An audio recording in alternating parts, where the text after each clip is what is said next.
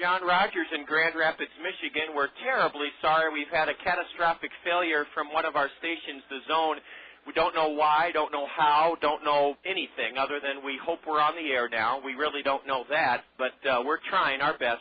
We're going to pause here in Grand Rapids, Michigan, and if the engineer at KCRG could call me on my cell phone and let us know if we're on the air, we're now going to enjoy the national anthem.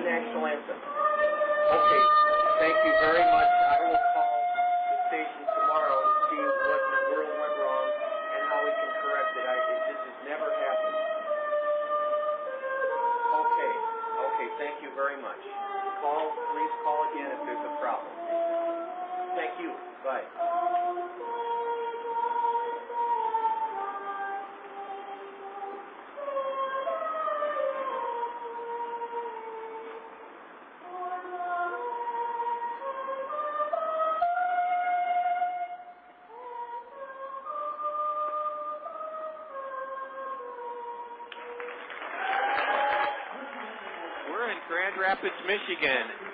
We are terribly sorry about an inexplicable, catastrophic failure of our system. We have no idea what went wrong, why it went wrong, but we hope we're on the air now. We think we are. Our utmost apologies to Daniel Hawkins and his family. We did a South Slope Communications a triple play show with Daniel Hawkins. It was not, you could not hear it today.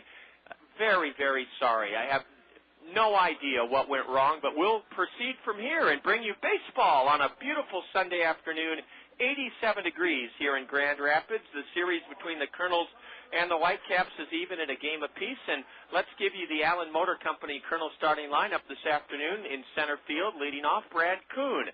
Heinley Statio had a 9-game hitting streak snapped in last night's Whitecap 1-0 win. He'll be at short, batting second. The catcher hitting third for the Kernels is Flint Whipke.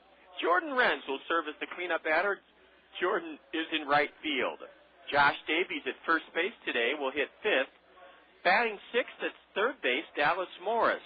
The Kernel designated hitter batting seventh is Brett Martinez. Marco Albano will bat eighth and play second. And in left field batting ninth is Stantrell Smith. On the hill for the Kernels is 21-year-old right-hander out of the state of Washington, Andy Hill. Andy's 3-4 with an outstanding ERA of 2.93. Andy Hill making his 8th start of the year. The right-hander was a 13-5 winner Tuesday afternoon, the 4th of July, and Tuesday night against Burlington.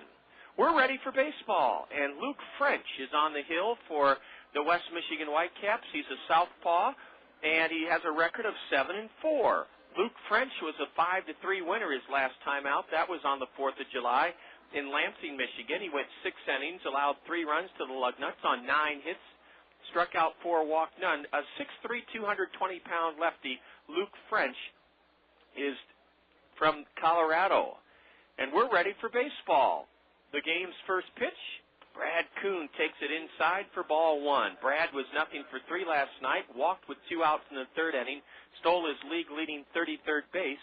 And the lefty's 1-0 pitch to Brad is way high for ball 2. We'll set the opposition for you defensively. Mark Haskey's at third. He's in on the grass at third for the Whitecaps. Mike Hollimon, the shortstop. Will Rhymes at second. And Pedro Cotto is at first base. The 2-0 to Brad is a strike at the knees, according to the plate umpire, DeAndre Anderson. DeAndre Anderson is behind the plate this afternoon. And on the diamond is Kellen Levy. Brad Kuhn on a 2-1 delivery, grounds it to short. Mike Hollimon has it, and on to first. There's one out here in the Kernel first inning. Brad Kuhn grounds out to short for the first out. Now here's Heinley Statia. Again for West Michigan, Mark Haskey at third. Mike Hollimon, the shortstop. Will Rhymes is at second, and Pedro Cotto at first base. In the outfield, Mike Hernandez in left, Jeremy Laster in center, and Justin Justice in right. The catcher this afternoon for the Whitecaps is Joel Roa. Switch hitting shortstop Heinley Stacia looks at strike one called. From Luke French, 20-year-old southpaw taken in the 8th round in 2004. And his fastball is at the knees, strike two to Heinley. Heinley had a 9-game hitting streak snapped last night. 0 for 2, walked with 2 out in the first inning, and then he walked with 1 out in the 9th inning. The 0-2, up and in, a fastball from the lefty Luke French. Again, we apologize for an inexplicable mechanical or technical problem. Don't know if it's at our end with our vector or at the zone's end with their reception of our vector. We did all the steps that we ordinarily do to get the game on the air on time, and kapoof, nothing happened like it was supposed to. The 1-2 to Heinley Stacia. And he knuckles it in the air to shallow left. Coming on to make the grab at his shoe tops is Mike Hernandez. Mike Hernandez in left field charged that fly ball off the bat of Heinley and caught it running in from left field. Took it right off the grass blades for the second out here in the Kernel first inning. And that brings in Flint Whipke. We'll do our best to link up with Dan Hawkins again soon on the South Slope Communications Triple Play Show. I know his family had their heart set on hearing Dan, and we're very sorry that South Slope Communications Triple Play Show could not be heard as we planned it to due to the inexplicable technical problem. But enough with that. Flint Whipke takes a breaking pitch down and in for ball one. Flint hitting .252. Right-handed batter, and a fastball is low and inside. Ball two to Flint. 1 homer, 22 RBIs for Whipke, who collected the first Kernel hit of the game last night. It was a 2-out single in the 5th inning. He had one of our 2 hits. And Flint drives one into the right center field alley. It's a base hit. Jeremy Laster over to retrieve it. Flint takes a wide turn at first and holds on with a 2-out single. Flint Whipke has collected the first Kernel hit of this afternoon's contest, a 2-out single here in the bottom or the top of the first inning, and that brings in Kernel slugging right fielder cleanup man Jordan Renz. Jordan Renz, second in the league with 15 home runs, leads the Kernels with 52 RBIs. Whipke's running, the throw to second, not in time. Jordan Renz took a change-up low for a ball, and Flint Whipke has his 9th stolen base of the year. He's in scoring position now for the Kernel leading RBI man, Jordan Renz. Jordan was 0 for 3 in the Kernel 1-0 loss last night. Walked with 1 out in the 4th inning, but was erased on a double play.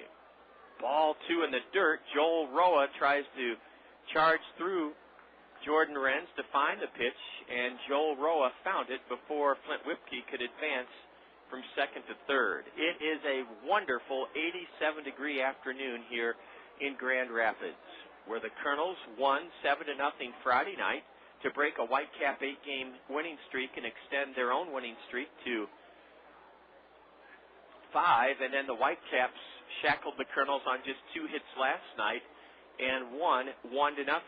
The Whitecaps are going to walk Jordan Renz. They fell behind him 2-0. Now ball 3 outside, and an intentional pass issued to Jordan Renz, and that brings up Josh Davies. So the Kernels have 2 on and 2 out. 2 on and 2 out here in the bottom of the first inning. Here in the top of the first inning. Boy, that technical glitch has thrown me off my game a little bit. I'm sorry. We're in the top of the first inning. And a fastball tailing away, called ball 1 by the plate umpire DeAndre Anderson. Josh Davies, in 12 games, has 2 homers and 12 RBIs. Josh, 0 for 4 last night. Launches the 1-0 pitch foul down the right field line. And the count even 1-1 to Davies. Josh's average is .217, and he's facing 6'3", 220-pound lefty Luke French here in the top of the first inning, with Whipke at second and Renz at first. Fastball, and Davies had a good rip at it, fouls it straight back. 1-2 to Josh. Sunshine is in great abundance this afternoon, and the wind is blowing out from home plate towards center field, where it's 402 feet. Kernels in their gray road uniforms with red numbers trimmed in white, red socks. A curve, and that one is looped foul over the backstop by Josh Davies. The Kernels are 10-7 in the second half, tied for first in the second half standings with Beloit. Beloit's one of the teams that we have to beat out to earn a playoff spot in the second half. Ball two has Josh Davies jackknifing out of the way. Now the deuces are wild in the first inning. 2 balls, 2 strikes, 2 out, and 2 on for the Kernels. French comes set below the chin, and his pitch is nubbed foul, rolled foul behind Bobby Magallanes coaching at third. The top 2 pitching staffs in the Midwest League featured in this series. West Michigan's team ERA 2.72, the lowest in the Midwest League. The Kernels have the second lowest team earned run average at 3.20. The Kernels hitting .265 against left-handed pitching. Here's a ground ball off the glove of the shortstop, and it stays at his feet, and everybody's safe. The Kernels have loaded the bases as Mike Hollimon went deep in the hole and got a glove on that Josh Davies ground ball. Let's see if it's a hit or an error. They have ruled it an error on Mike Hollimon, and Josh Davies loads the bases as he reaches on a fielding error. Mike Hollimon tried to backhand that ball, hit deep in the hole, got his glove on it, but then the ball just laid at the feet of his mitt, and he had no play at third, no play at second, and certainly no play on the batter, Josh Davies, and the Kernels now have loaded the bases with 2 out here in the top of the first inning. The batter, Dallas Morris. Dallas, 0 for 3 last night. Batting .222, right-handed hitter. Swing and a miss on a changeup. Dallas Morris with 6 home runs, 32 RBIs.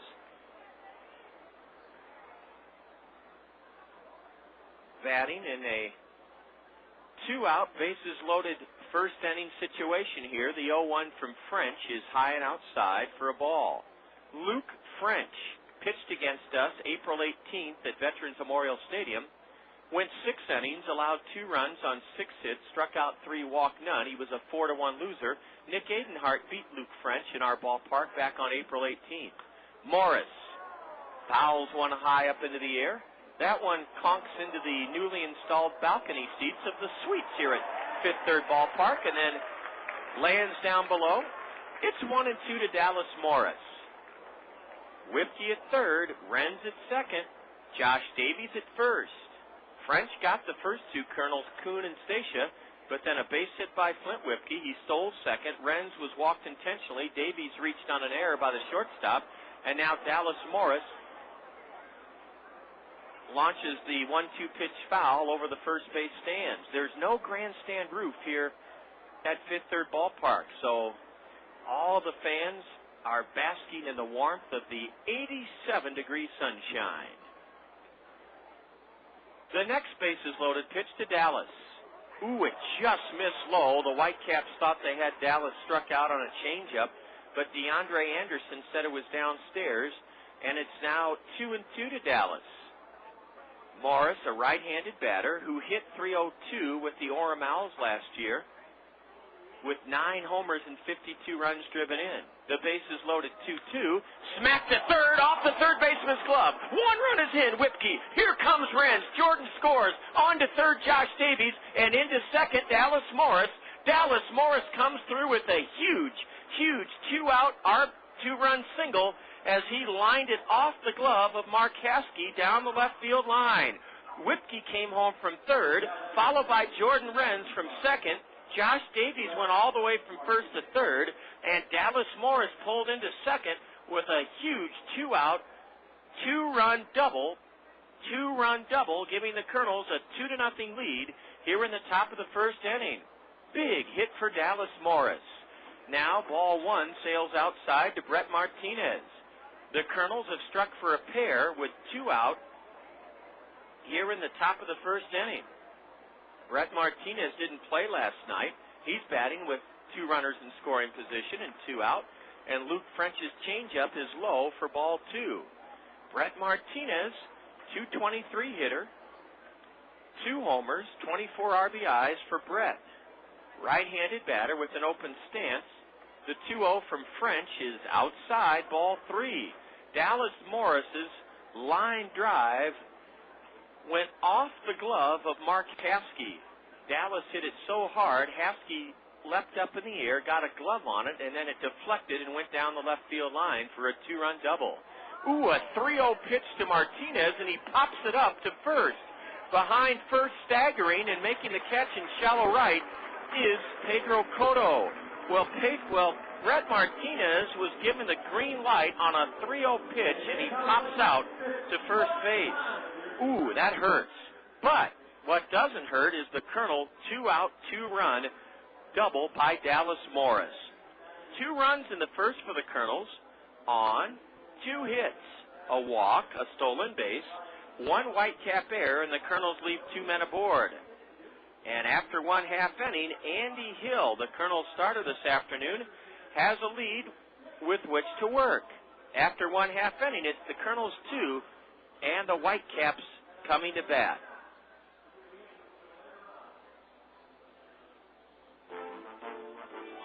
Cedar Rapids' oldest wholesale greenhouse is also Cedar Rapids' full-service landscaping and lawn care center. Cedar Rapids Greenhouses has been serving eastern Iowans for 50 years at the corner of Johnson Avenue and Edgewood Road, behind Guppy's on the Go. Cedar Rapids Greenhouses has a full line of trees and shrubs like magnolias, maples, and lilacs. And for a limited time, buy any potted tree and Cedar Rapids Greenhouses will deliver and plant it free. If you're searching for the right beautification project, let the trained landscape designers at Cedar Rapids Greenhouses help you create a unique plan for your home. From retaining walls to ponds, waterfalls, and fountains, they'll work within your budget and taste, and they do free estimates. Lawn care featuring mowing, fertilization, seeding, sodding, aeration, dethatching, maintenance, and cleanup are all done with care and precision. For the highest quality and low prices, see the difference at Cedar Rapids Greenhouses, Eastern Iowa's full-service landscapers at the corner of Johnson Avenue and Edgewood Road. Hi, I'm Phil Andrews, your local Pekin insurance agent at Andrews Insurance in Cedar Rapids. I'd like to introduce you to an easy-to-understand, affordable life insurance plan with great benefits. It's simplified issue whole life from Pekin Insurance. The plan requires no medical exam, has guaranteed rates for life, and a guaranteed cash value. Life insurance made simple and affordable from Pekin Insurance. To learn more, contact me, Phil Andrews, at Andrews Insurance. Leadoff batter for the Whitecaps is 5'9" left-handed hitting Will Rhymes, and he's taken 2 pitches for balls from Andy Hill. The next one is high, ball 3. 2-0 Kernels, bottom of the first inning. Will Rhymes walked, stole second, scored the game's only run last night in the first inning. The 3-0 from Andy Hill is a strike on the outside corner. Will Rhymes, a .257 batter, 3 homers, 26 RBIs. Scored the only run of the game last night in the first inning. The 3-1 from Andy is low, ball 4, and Will Rhymes draws a leadoff walk for the Whitecaps here in the first inning, and that brings up left-handed hitting Pedro Cotto. It's Rhymes, Cotto, Joyce, Hernandez, Justice, Hollimon, Haskey, Laster, Roa, the batting order for the Whitecaps. And the leadoff man, Will Rhymes, has walked to start the afternoon for West Michigan. Pedro Cotto is 10th in the league with a .306 average, no homers, 18 RBIs, open stance, a throw to first, and a late tag by Josh Davies as Will Rhymes returns safely. The Whitecaps are 14-3 in the second half. The Kernels 10-7. Kernels tied with Beloit for first in the Western Division second half standings. Right-hander Andy Hill's first pitch is in for a strike to Pedro Cotto, C-O-T-T-O. Pedro is a 23-year-old left-handed hitter from Puerto Rico who went to school at Indian Hills Community College in southern Iowa. A high drive, smacked into right, maybe a 2-run homer. Nope, it's off the wall for extra bases. Rounding third is Will Rhymes. He'll score as Renz has trouble retrieving it. Jordan's relay throw into the infield does not prevent a triple from Pedro Cotto. It may be a double and an error. Jordan Renz had all sorts of trouble picking it up on the warning track. And the Colonel 2-0 lead will not last long here this afternoon. The Whitecaps already have a run, and they have a runner at third with nobody out. Pedro Cotto clubbing a triple into right. I thought they might rule it a double and an error because Jordan Wren's fumbled, but finally picked it up, and Pedro Cotto has his first triple of the year. Runner at third, nobody out for the Whitecaps, a walk and a triple, and the Whitecaps are ready to tie this game here in the bottom of the first inning with their leading RBI man, Matt Joyce, at the plate. Joyce was 2 for 3 last night, drove in the game's only run in the first inning. A breaking pitch high from Andy Hill, ball 1. Matt Joyce is from Florida Southern College.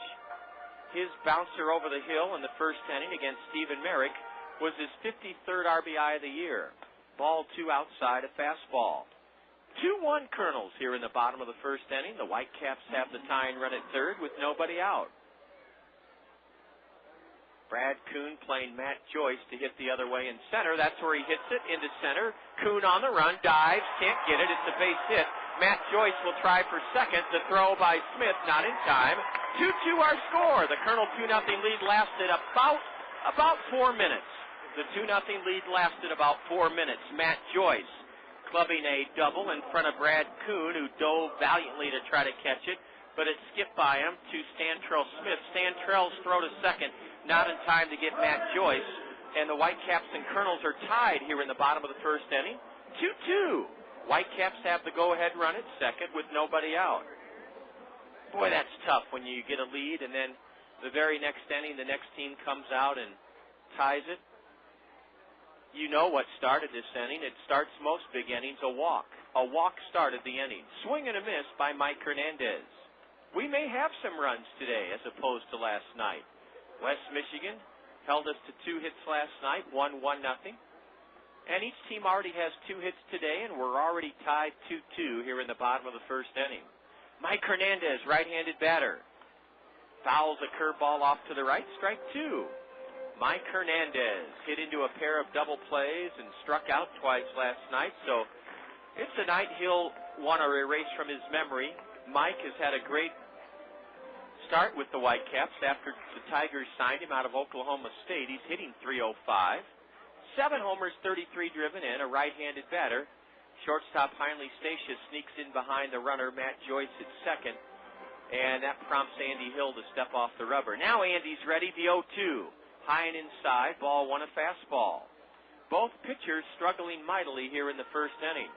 The Colonels scored 2 off Whitecap lefty Matt Joyce with 2 out in the top of the first, and the Whitecaps have their first 3 men aboard with walk, triple, double here in the bottom of the first inning. Hernandez tags one into left center. There's Brad Kuhn on the run to make the catch. Brad has it. The runner tags and tries for third. The relay throw from Stacia, not in time. Making it to third, Matt Joyce on a very good base running play. Mike Hernandez flies out to center. Brad Kuhn hit Heinley Stacia, the cutoff man, with his throw. Heinley's pegged to third, not in time, as Matt Joyce slid in feet first.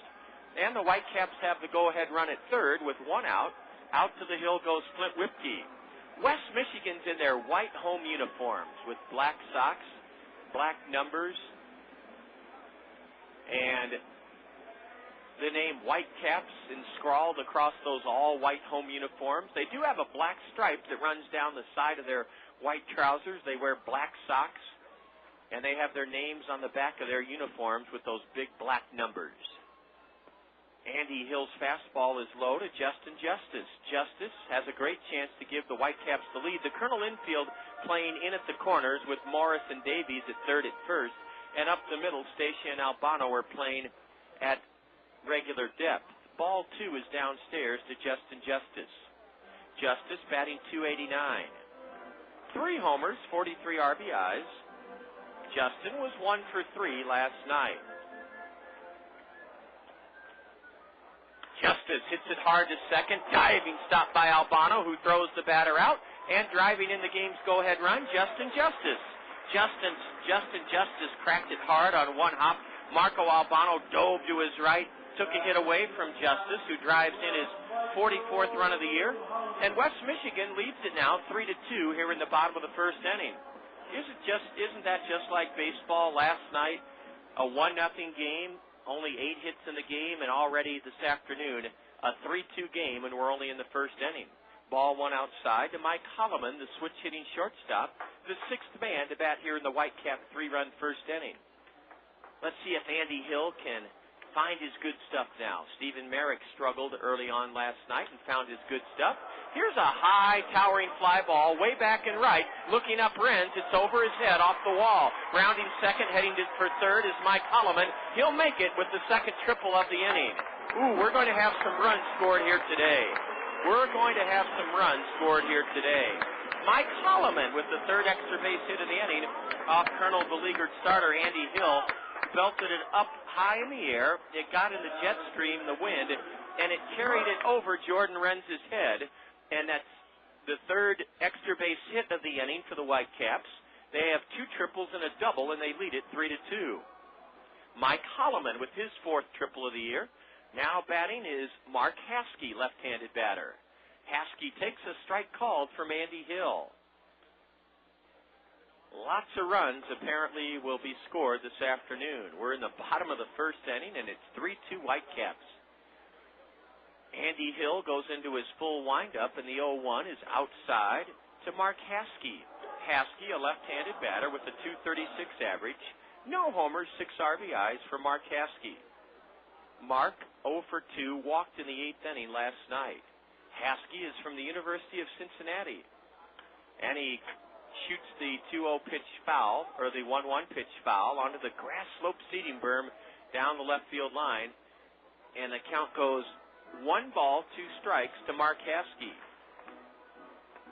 We're back at home for a 7-game homestand starting this Wednesday night.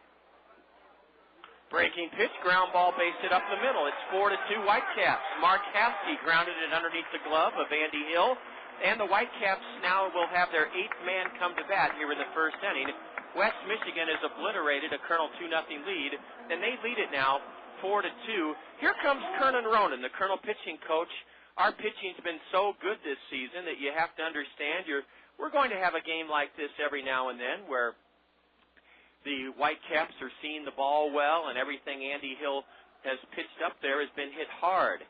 A heart-to-heart conversation between Kernel pitching coach Kernan Ronan and Kernel right-handed starter Andy Hill is sponsored by Mercy Medical Center. Everyone says you've got a wonderful heart. Mercy Medical Center can help you keep it that way with a heart-to-heart screening. It's quick, easy, convenient. It could save your life. Call Mercy Medical Center for your heart-to-heart screening, 398-6821, 398-6821. And Kernan Ronan has completed his heart-to-heart conversation with Andy Hill, a throw to first, and Mark Haskey gets back safely.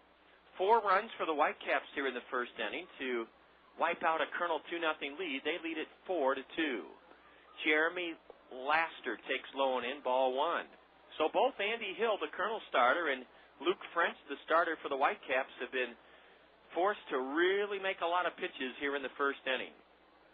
Runner at first, 2 out, and Jeremy Laster hits one in the air to left, sending Stantrell Smith back. Stantrell is there and makes the catch. Jeremy Laster flies to left to end the Whitecap first inning. West Michigan strikes for 4 runs on 4 hits. A walk started it all. There were no Kernel errors, and West Michigan leaves 1. And after 1, it's the Whitecaps 4 and the Kernels 2. Get ready for summer and beat high gas prices with a pre-owned vehicle from Randy Keel Honda. Their inventory is jam-packed with fuel-efficient vehicles designed to save you money. Get an economical sedan for your daily commute, or indulge your sporty side with a high-performance coupe. Randy Keel Honda carries a large selection of Honda certified pre-owned vehicles, backed by a 12-month, 12,000-mile comprehensive warranty and 7-year, 100,000-mile powertrain warranty. Need to haul the entire family? For a limited time, you can get special financing on Honda certified pre-owned Odyssey. Whatever your driving needs, Randy Keel Honda has the vehicle for you. Visit Randy Keel Honda on Centerpoint Road Northeast or online at randykeel.com. Randy Keel Honda, where they treat you right. Hy-Vee, the most respected and recognized brand name in our entire great state, Your Cedar Rapids and Marion Hy-Vees value the vital role professional baseball plays in our community's fabric. Our treasured tradition of affordable, wholesome entertainment that brings families, friends, work colleagues, and customers together for lifelong memories. Your Cedar Rapids and Marion Hy-Vees are proud to support the best thing going in eastern Iowa, the wonder of Kernels baseball. We may be in for a slugfest this afternoon. Who knows? After one inning, the Whitecaps are ahead 4-2. Dallas Morris came through with a big two-run, two-out double in the Kernel first inning. Kernels then had runners at second and third with two out. And surprisingly, a 3-0 pitch from Luke French. The Kernels turned loose Brett Martinez, and he ended the inning by popping out to first. The Whitecaps started their first inning like they did last night. A leadoff walk from drawn by Will Rhymes. Pedro Cotto tripled him home. Matt Joyce then doubled into left center, scoring Cotto. And an RBI ground out by Justin Justice tied the game, or gave the Whitecaps the lead 3-2. Then Mike Hollimon tripled. Here's a ground ball to second, backhanded by Will Rhymes, and he throws out Marco Albano, one away here in the Kernel second inning on one pitch. Marco Albano grounds out. The second baseman, Will Rhymes, went to his right, backhanded it, and threw Marco out. Now the batter, Stantrell Smith. We mentioned that we're back at home for a 7-game homestand starting this Wednesday. It's a Fairfax State Savings Bank Money Wednesday. That means the first 750 of you Kernel fans to come through the gates on Wednesday evening will receive an envelope with cash in it, from $1 to $100 from Fairfax State Savings Bank. That's this Wednesday. Come early to be among the first 750. Stantrell Smith takes low and in for a ball. Now ball two downstairs to the Kernel right-handed batter. Stantrell came on to pinch run in the seventh inning for Mark Trumbo, who had the Kernel's second hit of the night in the seventh, and Stantrell then stole second base. Strike one at the knees to the right-handed hitting Kernel left fielder. A 2.06 average with no homers, 10 RBIs. Luke French with the 2-1. And it's lifted in the air to right center. On the run is Jeremy Laster. He's there and has it. Two gone here in the Kernel second inning as Stantrell Smith flies to center. Now we go to the top of the order, Brad Kuhn. Brad grounded out to short, leading off this afternoon's contest. It's 402 feet to dead center here at Fifth Third Ballpark, an 8-foot-high green padded wall, and above it is a 20-foot-high dark green net that serves as the batter's eye. To the right of that green batter's eye is the newly built Pepsi Stadium Club, resplendent with big glass windows and a deck in front of it, and a deck on top of it.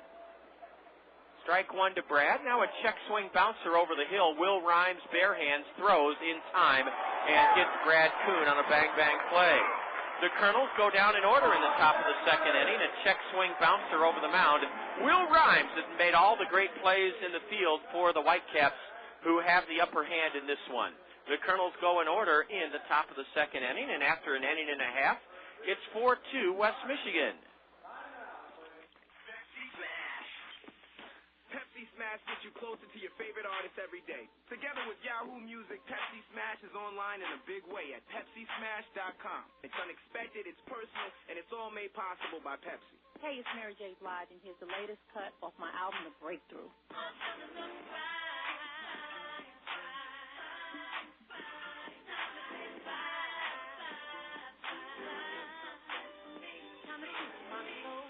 That was my song, Enough Crying. You want to see what goes on behind the scenes at one of my video shoots? Check out my webisode on PepsiSmash.com as I filmed the very first ringtone music video. Pepsi Smash. It's music in a way you won't find anywhere else. Get behind the cameras, see exclusive performances and features like Mike Pass, A Day in the Life, interviews, headlines, and contests. Log on to be a part of the Pepsi Smash and Yahoo Music experience. PepsiSmash.com. It's what's happening in music. Pepsi Smash. Second to none, South Slope Cooperative. We're here for your communication needs. Internet service, telephone, and TV. As a cooperative telephone company, our members are owners. We make a good team. Service second to none, South Slope Cooperative Community. before a crowd of over 9,000 last night. West Michigan won 1-0 to even this series at a game apiece. They lead 4-2 as we go to the bottom of the second inning. Andy Hill, the Colonel right-hander, wearing his Red Sox up high, and his first pitch to the number 9 hitter Joel Roa is cranked foul to the Colonel third base dugout. Joel Roa has not played in either of the first 2 games of this series. The Whitecaps have had Dusty Ryan behind the plate. Roa is a 135 batter in 35 games, and he takes a curveball just inside, ball 1. Beautiful day for baseball, and we're so delighted that you've decided to spend part of your Sunday afternoon with us here on the Kernel Radio Network in the zone. Breaking ball, and Roa took it for strike 2. Joel Roa is a stockily built, husky right-handed batter, 6 feet, 230 pounds. Roa's 22 years old, and the 1-2 from Andy Hill is pulled foul into the Colonel third base dugout. 317 down the left field line here at Fifth Third Ballpark, and a 2-tiered open-air deck, a picnic deck down that left field line. Boy, are those fans basking in bright, glorious sunshine. A fastball high and inside, cut on and missed by Joel Roa. First strikeout for Andy Hill, 1 gone here in the Whitecaps second inning. And we go to the top of the order, Will Rhymes. He's the table setter for the Whitecaps. He's the guy that makes their engine purr. He's a tremendous second baseman, 5'9", 160. We said on the air last night, oftentimes the smallest man on the field is the best player. And Will Rhymes has certainly been the best player for the Whitecaps in this series. He looks at strike 1 call, the fastball from Andy Hill. Rhymes is out of William and Mary in Virginia. Andy Hill's next pitch is a fastball outside. Colonel's wearing their all navy blue caps with a white diamond-shaped square in the middle. Will Rhymes pops the next pitch foul towards the backstop. Flint Whipke comes back, and it drops beyond Flint's reach. Ooh, you've got to get to that ball. It's not Flint's fault. His teammates didn't let him know where it was, and Flint was very slow taking off the mask and finding it. He trotted back towards the dirt warning track material, and it dropped in play. That's a ball that needs to be caught, but it's not Flint Whipke's responsibility. He needs help from his teammates to know where to find it. Now Will Rhymes bashes a 1-2 pitch foul onto the grass slope seating berm beyond the Colonel third left field bullpen. A ball with that kind of hang time, it's hit in the air, you need to let your catcher know where it is. Flint could not find it, and it dropped. And that's the reason Will Rhymes is still at the plate. Andy Hill's 1-2. A curve, and that one is looped foul onto the grass slope seating berm down the left field line as well. The wind is really whipping out towards right center field from home plate. And that's why I think we may have a high-scoring Sunday afternoon game here. Will Rhymes now rips one foul onto the right field grass slope seating berm. Boy, you give a guy an extra strike, an extra out, and he usually makes the most of it. Will Rhymes should have been retired 4 pitches ago. Now the 1-2 from Andy. A high pop foul. This one will be caught near third by Dallas Morris, and the plate umpire signals fair ball. Dallas Morris caught it behind the third base bag about 4 feet, and DeAndre Anderson, the plate umpire, signals fair. Will Rhymes retired by Andy Hill as he pops out to third base. 2 gone here in the Whitecaps second inning. West Michigan ahead 4-2. Here's a line shot into shallow right. Jordan Wren's coming on, and he gloves it. Pedro Cotto, who tripled over Jordan's head in the first inning to drive in a run, lashes one into right, and Jordan Wren's catches it for the final out in the second inning. Great second inning for Colonel right-hander Andy Hill. Andy retires the Whitecaps 1-2-3, nothing across. Colonels come to bat in the top of the third inning, trailing the Whitecaps 4-2. This is Colonel Baseball on the Kernel Radio Network. This summer, children of all ages will enhance their imaginations through reading thanks to the Summer Reading Program. Toyota Financial Services, The Gazette, Culver's Frozen Custard and Butterburgers, and Bloomsbury Farm has teamed up with the Cedar Rapids Kernels, encouraging children to read during the summer. For every 250 minutes a child reads, they will receive a reward to be claimed at the Ben Ritter Diamond Shop at Veterans Memorial Stadium. For every child that reaches 1,000 minutes, they will be invited to the Kernels Reader Recognition Day, Sunday, August 27th. They will receive the autographs of Kernels players on the field. Encourage your child to start reading today, helping them reach their goals for the summer. Next up, a musical taste of Dr. Pepper. It's a new spin on an old vibe from me to you. A tasty sip of Dr. Pepper for your ears, and it starts like this. I'm a pepper, he's a pepper, she's a pepper, we're a pepper, wouldn't you like to be a pepper? Now that's cool, but pepper is a little better. So let's slide in a taste of this. I'm a pepper, the pepper, right on. But there's still more to it. I mean, there's nothing like it, because every sip is a kick and mashup of 23 different flavors.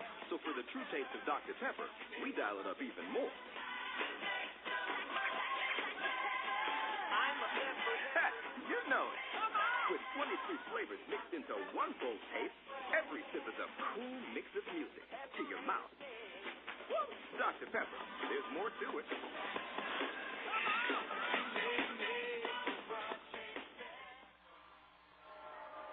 The second game of our upcoming 7-game homestand is a Bucket Cup Thursday. It's this Thursday, the 13th of July, and that means you can enjoy 12-ounce draft beer, 12-ounce soda, or slushies for only $1. And that's this Thursday, a 7 o'clock start at home. A bouncer over the head of the third baseman off the bat of Heinley Stacia. Heinley will round first and head to second. The throw by Mike Hernandez, and Stacia is safe on a head-first slide. Heinley Stacia hustling and making it to second. A good throw by Mike Hernandez was dropped by Will Rhymes, the second baseman, and Heinley Stacia has himself a leadoff Baltimore chop double here in the top of the third inning. Heinley Stacia with his team-high 24th double of the year. Bounced one high over the outstretched glove of the second baseman, Mark Haskey, into left. Mike Hernandez came hustling in and through to second. But Heinley beat the throw with a head-first slide. And now Flint Whipke takes a strike on the inside corner. Flint singled into right center with 2 outs, stole second, and scored in the Kernel 2-run first. We're in the top of the third, and the Whitecaps have a 4-2 lead, but the Kernels have Stacia at second with nobody out. Luke French with the 0-1. Just outside, a fastball. Compared to last night's sellout crowd of over 9,000, we have a much more modest gathering here this afternoon, but with the size of this ballpark, it's hard to gauge. There probably are over 4,000 or 5,000 people here this afternoon, but it's such a big, expansive grandstand that it's hard to say. A swing and a miss on a changeup, and Flint Whipke trying to go the other way to get Stacia to third. We'll still try to do that. Flint's a good 2-strike hitter. He's in the hole 1 and 2.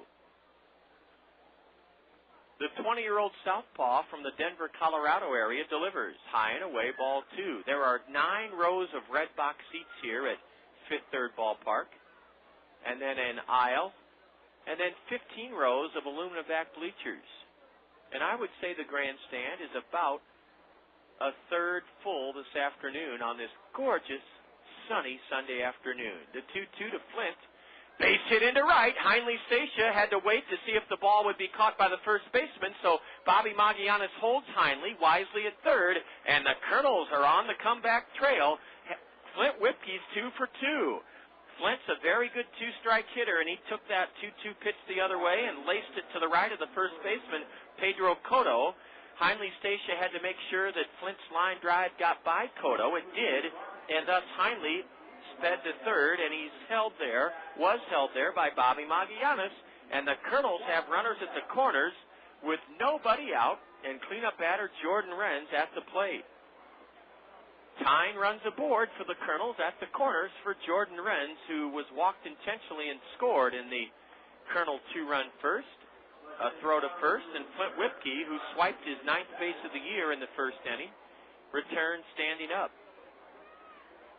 Hernandez, Laster, and Justice playing straight away, left to right in the West Michigan outfield.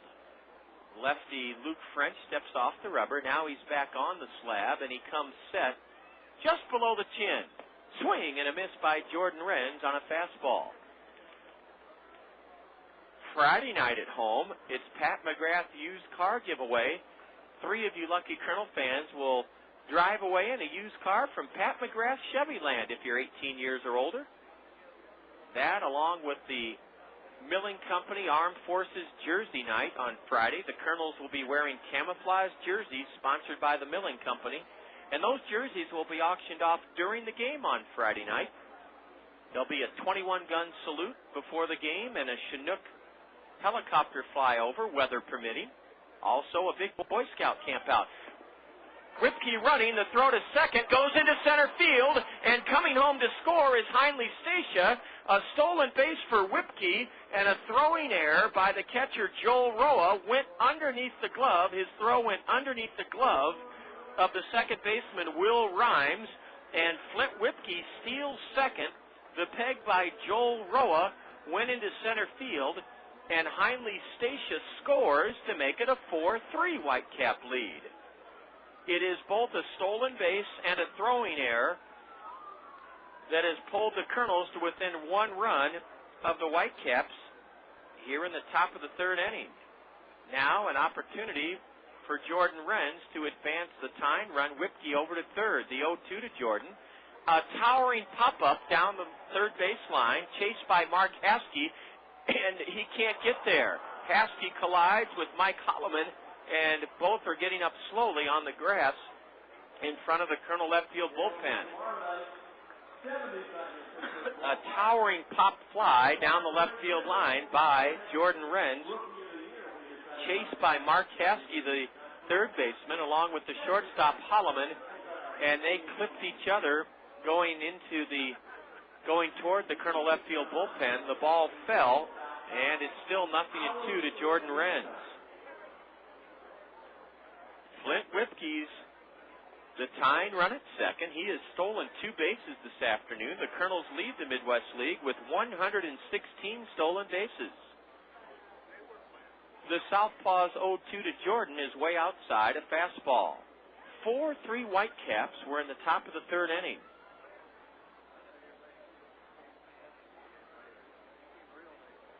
Jordan Renz, a right-handed hitting, slugging cleanup batter for the Kernels, waits for the 1-2.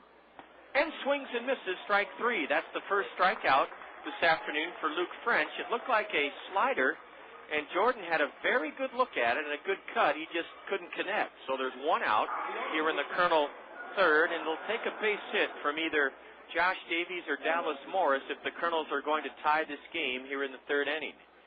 Jordan Renz tried to hit the ball to the right side of the infield, and that's all you can ask of a guy. Jordan tried to do the right thing, and you have to credit the lefty Luke French for preventing Jordan from getting that ball on the ground to the right side of the Whitecap infield. Josh Davies reached on an error at short by Mike Hollimon in the 1st inning. Davies takes in the dirt. What a stop by Joel Roa, the catcher, to prevent a wild pitch. Saturday night, this Saturday, the 15th of July, the Blues Brothers will be at the ballpark. And there'll be a big crowd because Bank of the West is sponsoring fireworks this Saturday, July 15th. I'll give you the phone number to call and the website to visit to order your tickets after this 1-0 pitch to Davies. There's a drive belted into left field down the line, a base hit. Coming home is Flint Whipke. He'll score to tie the game, 4-4. Josh Davies drives in his 13th run in just 13 games as a Kernel. Josh Davies cranks a line shot down the left field line, driving home Flint Whipke, and the Kernels have tied this game here in the top of the 3rd inning, 4-4, with 3 hits. 4-4 our score. 1 on, 1 out for Dallas Morris. The Kernels only had 2 hits in a 1-0 Whitecap win last night. Already this afternoon, the Kernels have 5 hits. And have tied the Whitecaps 4-4 here in the top of the 3rd inning. The number to call for Kernel tickets, 896-7560. That's 896-7560, or you can log online. You can visit our website, www.kernels.com. Ball one taken outside by Dallas Morris, who drilled a two-run double off the third baseman's glove in the first inning to give the Kernels a 2-0 lead. We're now tied in the third inning, 4-4. How about Josh Davies? You talk about producing 13 RBIs for Davies in 13 games. A throw to first, and Josh dives backhand first. The sun has disappeared momentarily. The breeze is still a real factor in this Sunday afternoon game, blowing out towards center field. Dallas Morris with his 15th double. Here's a throw to first, and Davies just got back in ahead of the tag of left-handed throwing Pedro Cotto. The Kernels are batting .265 against left-handed pitching this season, only .227 against right-handers. Ball three drifts outside. The Whitecap lefty, 220-pound, 6'3" Luke French wanted the call, didn't get it from the plate umpire. DeAndre Anderson. Well, let's see if Dallas Morris is allowed to swing on 3-0 like Brett Martinez was in the first inning. Brett popped out to first on a 3-0 pitch to end that Kernel first. There goes Davies, and ball four. Davies will take second on a walk. He slides in ahead of the throw by Roa, but the Kernels now have runners at first and second with one out, and Brett Martinez will have a chance to put the Kernels back ahead in this game after a quick start, a 2-0 lead. The Whitecaps sent 8 men to the plate and scored 4 runs in the first off Kernel starter Andy Hill. The Kernels now here in the third have 3 hits, a walk, and have tied the game, and A.J. Seger, the pitching coach of the Whitecaps, comes out to the mound to have a word with his lefty, Luke French.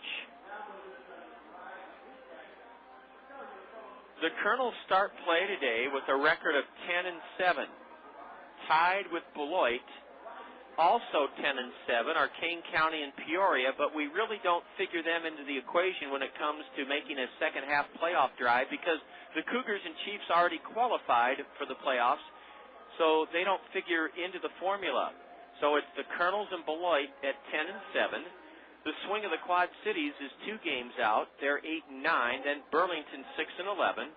Clinton 5-12. Wisconsin 3-14. A great opportunity for the Kernels here in the second half. We've been playing very good baseball, fielding well, running the bases with intelligence, and working deeper into counts. And, of course, we have had the best pitching that I've seen in my 11 years with the Kernels. Ball one dips low and outside to Brett Martinez, number 7 in the Allen Motor Company order. Brett whistles the next pitch foul, straight back. 1-1. Our umpires, DeAndre Anderson and Kellen Levy, are sponsored by Anderson & Brown Eye Care, your complete, comprehensive, full-service eye care center, right off I-380 Boyson Road exit in Hiawatha. Easy in, easy out at Anderson & Brown Eye Care. Swing and a miss by Brett. Strike 2, a changeup. Luke French has pitched 103 innings in 17 previous starts. In those 103 innings, he's given up 96 hits, struck out 65 in 103 innings, walked only 24. His ERA 3.32. Here's a double play ball to short. Hollimon fields and throws out Martinez for the second out of the inning. The runners were going, and that kept the Kernels out of a double play. Those little things, a ground ball to shallow short, a broken backgrounder by Brett Martinez. Davies and Morris were running, and that's what kept the Kernels out of a double play, and it allows Marco Albano to bat here with 2 runners in scoring position and 2 out. Albano led off the second inning and was robbed of a base hit on a backhanded stab on a hard hit smash by his counterpart, Will Rhymes, at second base. Ball one is low from the Whitecap lefty. you'll have a chance a little bit later this afternoon in the top of the 5th inning to earn a pair of tickets to Bruce Moore's upcoming production of The Fantastics, the longest musical comedy running, when we thrust our Bruce Moore Bonanza question to you. Swing and a miss by Marco on a changeup. Marco Albano hitting at 206. No homers, 14 RBIs, right-handed batter. Slightly open stance. Davies at third, Morris at second, and a pop-up foul should end the inning. The catcher, Joel Roa, has it behind home plate towards the on-deck circle of the Whitecaps, and that does end the inning. Marco Albano has fouled out to the catcher for the final out of the Kernel 2-run third inning. 2 runs for the Kernels to tie the game on 3 hits. 1 stolen base, a walk. There were no Whitecap error, or there was 1 Whitecap error, throwing error, their second error of the day, and the Kernels leave a pair and have stranded 4. After 2.5 here in Grand Rapids, it's the Kernels 4 and West Michigan 4. Who's that cool cooking man? King of the grill, who's your patio? It's time for Clement's Great Grill Challenge. If someone asks you, what's cooking, Daddy-O, tell them Clement's is always lean and juicy. The other guys have more fat, more flare-ups, and shrinking taste. Avoid unnecessary flare-ups. Never substitute fat for flavor. Always grill Clement's. King of the grill, man. Grill time. Who's your patio?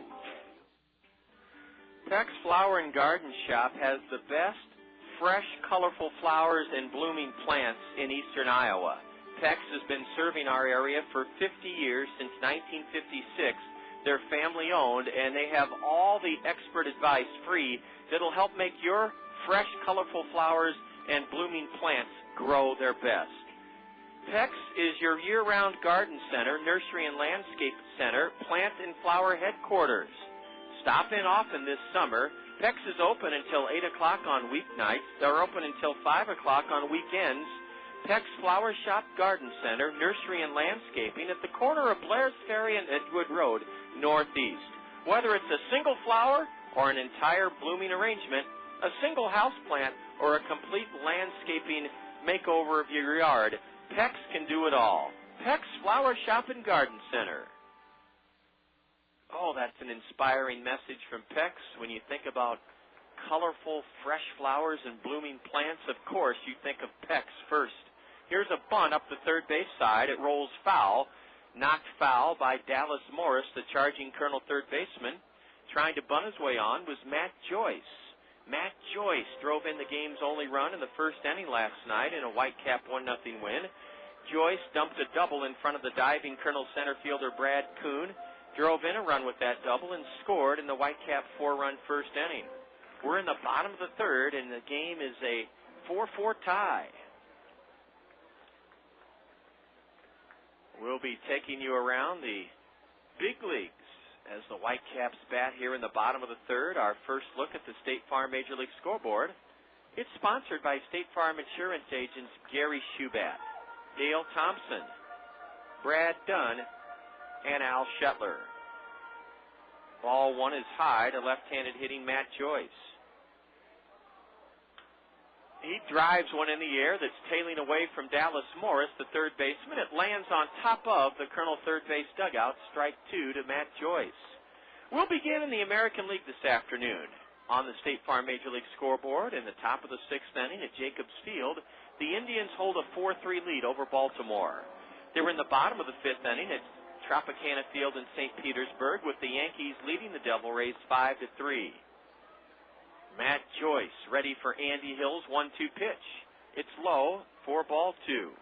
The White Sox are trailing the Red Sox 1-0 in the top of the third at U.S. Cellular Field.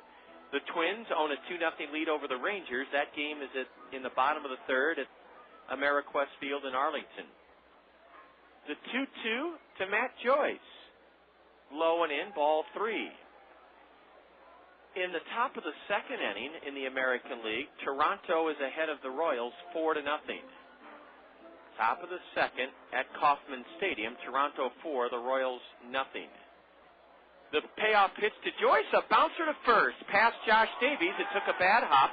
down the right field line, and let's see if Joyce will make it to third. Nope, Matt stops at second. That could be an error on the Kernel first baseman, and it is a double for Matt Joyce. Josh Davies was back at first base, and the ball looked like it took a bad hop.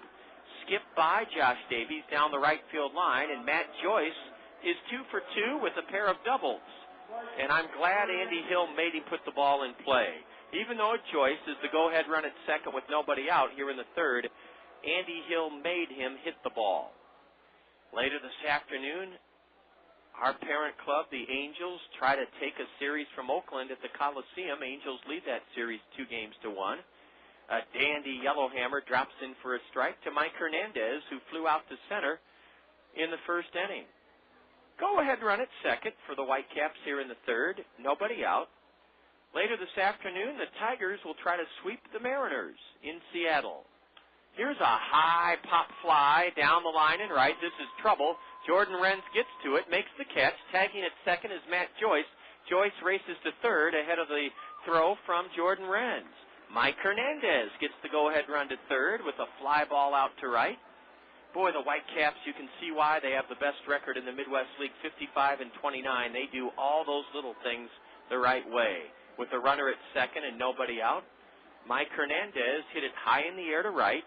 Jordan Renz caught it near the line. Now the Kernel infield comes in for the play at the plate. Justin Justice delivered a ground ball out. Well, now the Kernel infield's being told to back up. So the Kernels will trade a run for an out here. Justin Justice just needs to hit the ball on the ground to one of the Kernel 2 middle infielders. Easier said than done, though, as Andy Hill would love a strikeout or a pop-up or a ground ball to Morris at third or Davies at first. Strike one to Justin Justice. 289 hitter, left-handed batter. Boy, this Whitecap order is loaded with lefties. Andy Hill's changeup drops in for strike two. In the National League on the State Farm Major League scoreboard, the Nationals are trouncing the Padres 7-1, top of the sixth inning in Washington, D.C. The 0-2 pitch to Justice. Ooh, it just missed outside, ball one. That was a good 0-2 pitch from Andy Hill, good enough, I thought, to be a called strike three. Top of the sixth inning at Turner Field, the Reds trail the Braves 6-3. 6-3 Atlanta. Ball two is a fastball inside to the left-handed batter. The Mets are in the top of the seventh, or the Marlins are batting in the top of the seventh against the Mets at Shea Stadium, and New York leads the Marlins 3-2.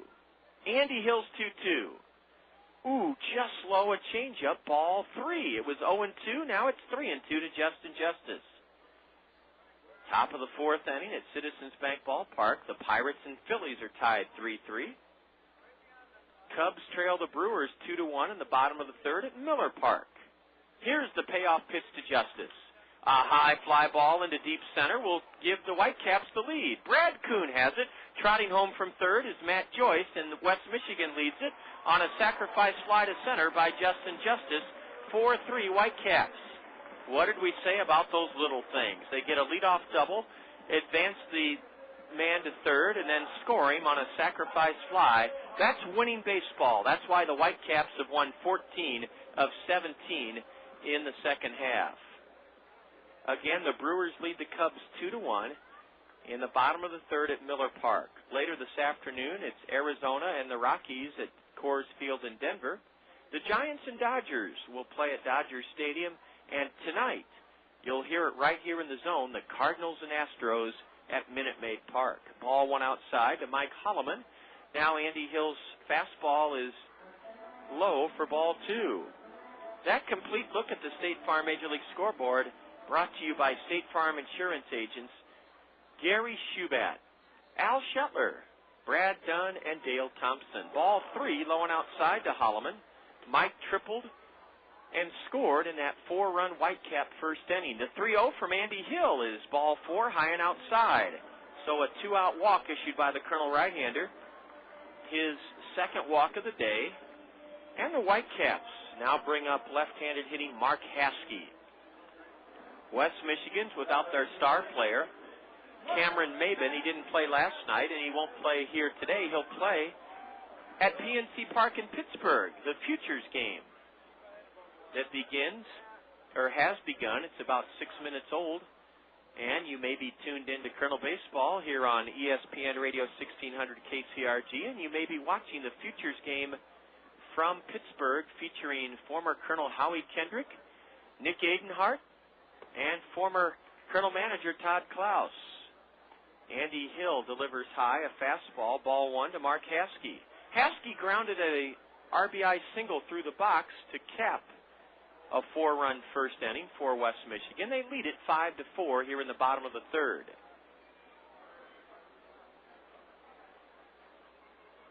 Andy Hill has only allowed 40 hits in 46 innings in 7 starts, struck out 20, walked just 6. Strike one called to Haskey. It's 1-1. Boy, these Whitecaps take a lot of pitches.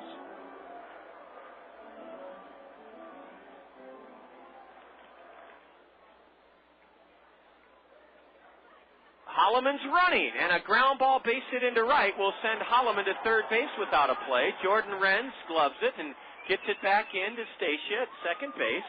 And the Whitecaps are hitting the ball very well this afternoon. A ground ball base hit into right by Mark Haskey. Wasn't hit hard, but it went to the right of Josh Davies, to the left of Marco Albano, and now West Michigan has runners at the corners with 2 out, and the batter, Jeremy Laster. West Michigan has out-hit the Kernels 6-5. We're only in the bottom of the third inning, and the Whitecaps are threatening with 2 out to add to their 5-4 lead.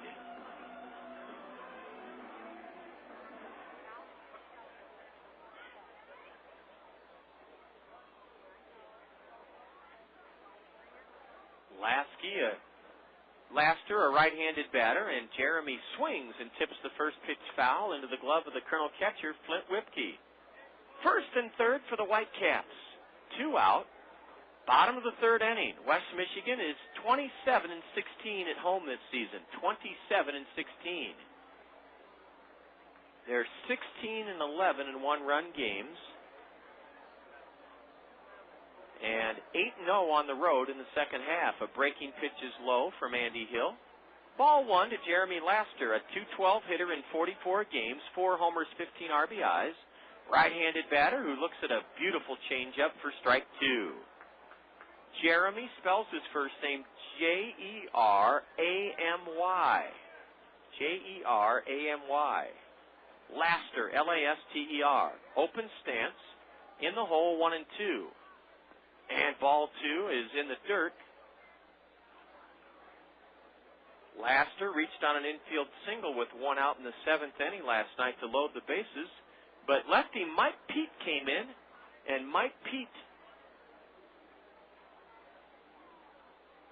prevented the Whitecaps from adding to their 1-0 lead.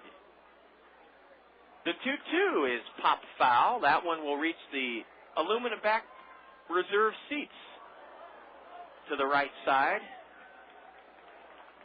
Jeremy Laster, a 12th round pick by the Tigers in 2003 out of high school. He's 21 years old. Played high school baseball in Nashville, Tennessee. 6'1", 185. Hollimon at third, Haskey at first for the Whitecaps. Andy's 2-2 is high and in, ball 3, a curveball. Andy Hill laboring here just as Colonel starter Stephen Merrick did last night.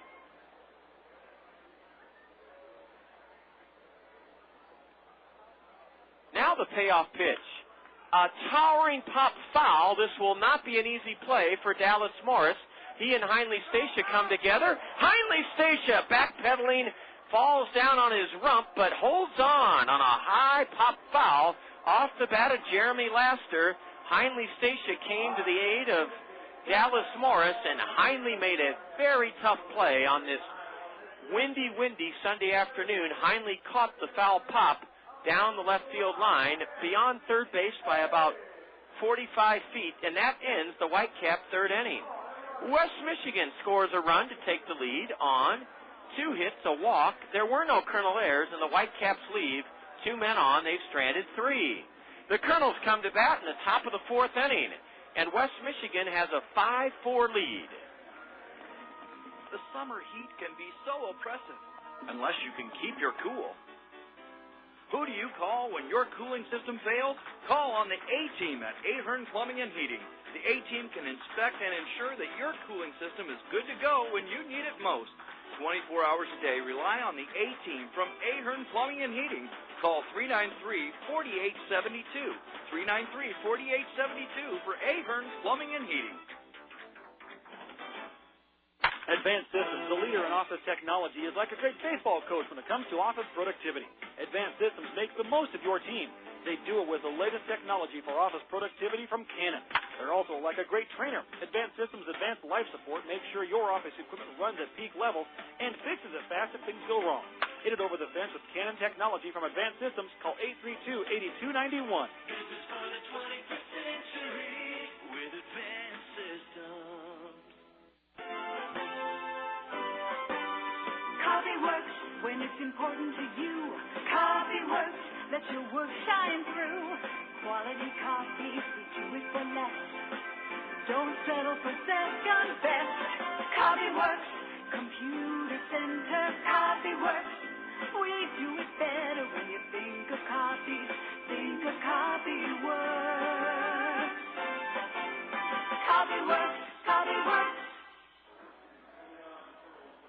Stan Terrell Smith will lead off for the Kernels here in the top of the fourth inning. 5-4 Whitecaps. Lefty Luke French making his 18th start of the year. And he delivers a strike at the knees, a fastball to Stan Terrell Smith. Stan Terrell flew out to center his first time up. Right-handed hitter, stands straight up at the plate and checks his swing. The pitch ricochets off his bat behind home plate, and Luke French is ahead of Stan Terrell. No balls, 2 strikes.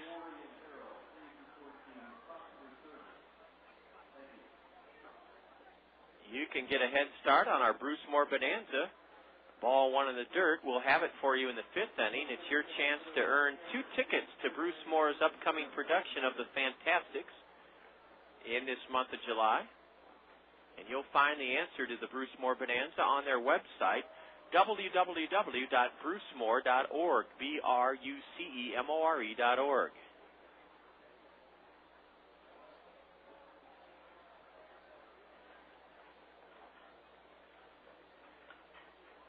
Stan Terrell Smith is still alive as he pushes one foul off to the right.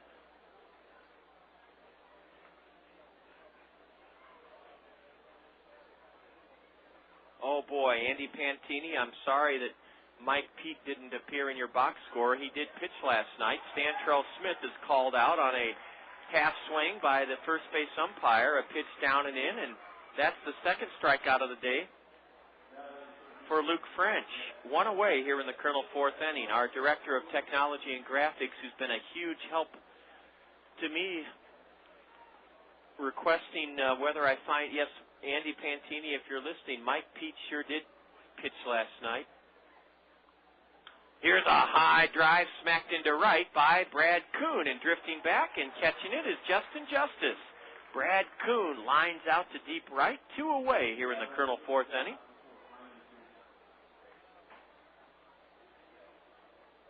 And Andy, thank you too for your reassuring email that we're on the air here. Things didn't go as planned through our Comrec system, so hopefully everything sounds great. 2 gone in the Kernel 4th inning. 5-4 Whitecaps. Here's Heinle Stacia. Heinle takes a fastball outside from Luke French. We're in the top of the 4th inning. It's been a seesaw contest. The Kernels took a 2-0 lead in the first. The Whitecaps erased it with a 4-run bottom of the first. Kernels tied it with 2 in the third. And West Michigan took the lead with a single run in the bottom of the 3rd inning. Ball 2 to Heinle. Switch hitting, shortstop batting right-handed, and he backs away from a pitch called a strike by DeAndre Anderson. 2-1 to Stacia. Heinle hitting .302. Doubled and scored his last time up, his team-high 24th double of the year. And strike 2 at the knees to Heinle Stacia. 2-2. with the bases empty and 2 gone. Stacia rips one down the left field line. That's a base hit. Mike Henderson will try to hold Heinle to a long single. He does with a strong throw into second. Heinle Stacia continues his outstanding production at the plate. Stacia is the tying run at first, 2 out, and Flint Whipke, who's already 2 for 2 today, will try to keep his perfect afternoon intact. Flint Whipke batting with the tying run. Stacia at first. Heinle ripped a single down the left field line.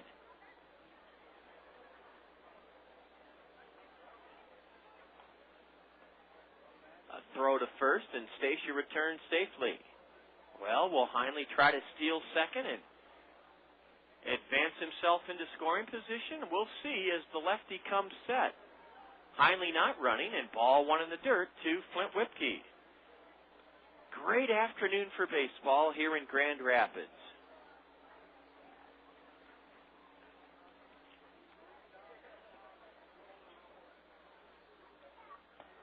Ball 2 is taken outside. Didn't miss by much from Luke French. French pitched Tuesday, the 4th of July in Lansing, Michigan. He was a 5-3 winner. A rocket fair down the left field line. Can Heinle Stacia come all the way home to tie the game? Mike Hernandez gets to it, and the throw home. Heinle Stacia is safe at the plate, and the Kernels have tied it on a double by Flint Whipke, who's 3 for 3. The throw home by Mike Hernandez went to the backside of the dirt batting circle, and Heinle Stacia scored all the way from first base on Flint Whipke's 3rd straight hit in this game. It's a double for Flint Whipke. He drives home Stacia all the way from first base to tie this game 5-5 in the top of the 4th inning. Flint Whipke is 3 for 3. He doubles just fair down the left field line. It was fair by inches. Heinle Stacia rumbled all the way home from first, and now Whipke's at third as the go-ahead run. Strike 1 on the inside corner to Jordan Renz. A pitch in the dirt blocked by Joel Roa to save a run. Well, we're tied now in the 4th inning, 5-5. Flint Whipke with his 23rd RBI of the season, his 15th double. Flint's the go-ahead run at third, and it's 1-1 to Jordan Renz. High pop-up to the right side. This should end the inning. Will Rhymes, the second baseman, staggers underneath it, drops it, and the Kernels take the lead, 6-5. Will Rhymes, on that high towering pop-up by Renz, struggled, backpedaled, had it in his glove, and dropped it, and the Kernels take the lead on an error by the second baseman, Will Rhymes. Renz holding it first on his mammoth towering pop-up that was dropped by the second baseman.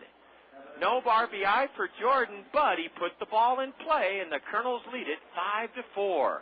That's the 3rd error today by the Whitecaps. A changeup and a swing and a miss, strike 1 on Josh Davies. The Kernels strike for 2 runs with 2 out here in the 4th inning, and now lead it 5-4.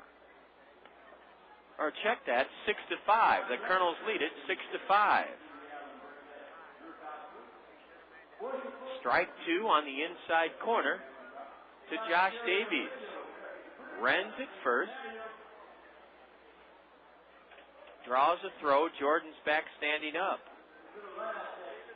We have remarked about the ferocity and the force of the wind blowing out from home plate towards center field, and it has really caused some unusual dilemmas for the fielders on both sides so far today. Renz is running, a pitch low and no throw, and that's ball 1 to Josh Davies. A stolen base for Jordan Renz on an 0-2 changeup from Luke French. And now let's see if Josh Davies can come through as he has so often this year. Josh came through with a big RBI single to tie the game 4-4, his last time up in the 3rd inning. Let's see if he can come through on a 1-2 pitch with Renz at second. A curve, and Davies taps it foul to Bobby Magallanes, who makes a nice, clean fielding play, coaching at third. Bobby tosses it up into the front row of the red box seats here at Fifth Third Ballpark. 1-2 to Josh Davies. Renz at second, and a bouncer to first. It's a fair ball. I don't know how they call that fair, but they did, and Josh Davies is retired by the first baseman. No argument from Davies or Eric Owens. Josh Davies slapping a two-hopper behind first. I thought it was fielded in foul ground by Pedro Cotto, but I don't think it matters where you field it behind the base. It matters where it goes over the base, and Josh Davies retired for the first time today on a bouncer to first. Unassisted, fielded it by Pedro Cotto. 2 runs, all scored with 2 out in the Kernel fourth inning on 2 hits. There were no Whitecap. There was 1 Whitecap error, a big one, their third of the day, and the Kernels leave 1 man on. We've stranded 5. We have a seesaw affair for you here this afternoon from West Michigan, where the Kernels lead the Whitecaps after 3.5, 6-5. Fairfax State Savings Bank is paying you to come to the ballpark every Wednesday this season. You heard right. Fairfax State Savings Bank is paying you to come to Veterans Memorial Stadium every Wednesday this season. The first 750 of you Kernel fans to enter the gates before Wednesday's home game will receive an envelope full of money inside from Fairfax State Savings Bank. Each of those 750 envelopes will contain a greenback up to a $100 bill. Fairfax State Savings Bank, free money Wednesdays. Come early to line your pocket with cash. Meet Jim. When it's nice out, he spends weekends in his yard trying to kill weeds. Gotcha. Meet Dave. He spends weekends on the green. That's because Greg's Lawn Service takes care of his lawn. Mowing, fertilizing, pruning, and, weed control. Greg does the big jobs, too. Landscaping, retaining walls, curb edging, and patios. So when you've had enough of those little devils... Aha! Yes. Call 393-0101. Greg's Lawn Service, a cut above the rest. Hi, I'm Tanya Sedlock, your local Pekin insurance agent at Andrews Insurance here in Cedar Rapids. We all know how quickly life can change. You buy a new car or a new home. Your family's blessed with a new baby. Your teenager starts driving the family car. I'm here to help with a complete line of insurance plans to give you protection when you need it the most. Pekin Insurance has been in business of insuring people for 85 years. I'm here to put your interests first. Please visit me, Tanya Sedlock, at the Andrews Agency. The number 9 hitter, Joel Roa, leading off the Whitecap fourth, with the Kernels leading 6-5. Roa fouls off a 2-1 pitch from Andy Hill, and it's 2-2 to the Husky. Big right-handed hitting catcher, Joel Roa, R-O-A. He belts one high and deep and foul into the Kernel, or onto the grass slope seating berm above the Kernel left field bullpen. Andy Pantini is listening, and Andy, I want to respond to, I'm sorry that last night that the box score was erroneously reported, and I'll give you what Mike Pete did last night in the 1-0 Whitecap win. Andy Pantini, Dan Hawkins pitched an inning and a third for the Kernels. So if you can note that, Andy, Dan Hawkins pitched an inning and a third, and I'll give you his line in just a moment. A high fly ball into left center. Kuhn on the run, makes the diving catch. Brad Kuhn had to streak to his right, and in left center field, Joe Roa's high fly ball was caught on a diving effort from Brad Kuhn. 1 out here in the Whitecap fourth inning. 6-5 Kernels. Andy Pantini, Daniel Hawkins pitched an inning and a third last night, allowed no runs, gave up a hit, struck out 1, walked 2. Again, Daniel Hawkins last night went an inning and here's a line shot into right by Will Rhymes, a sinking liner, and it's snagged by Jordan Renz.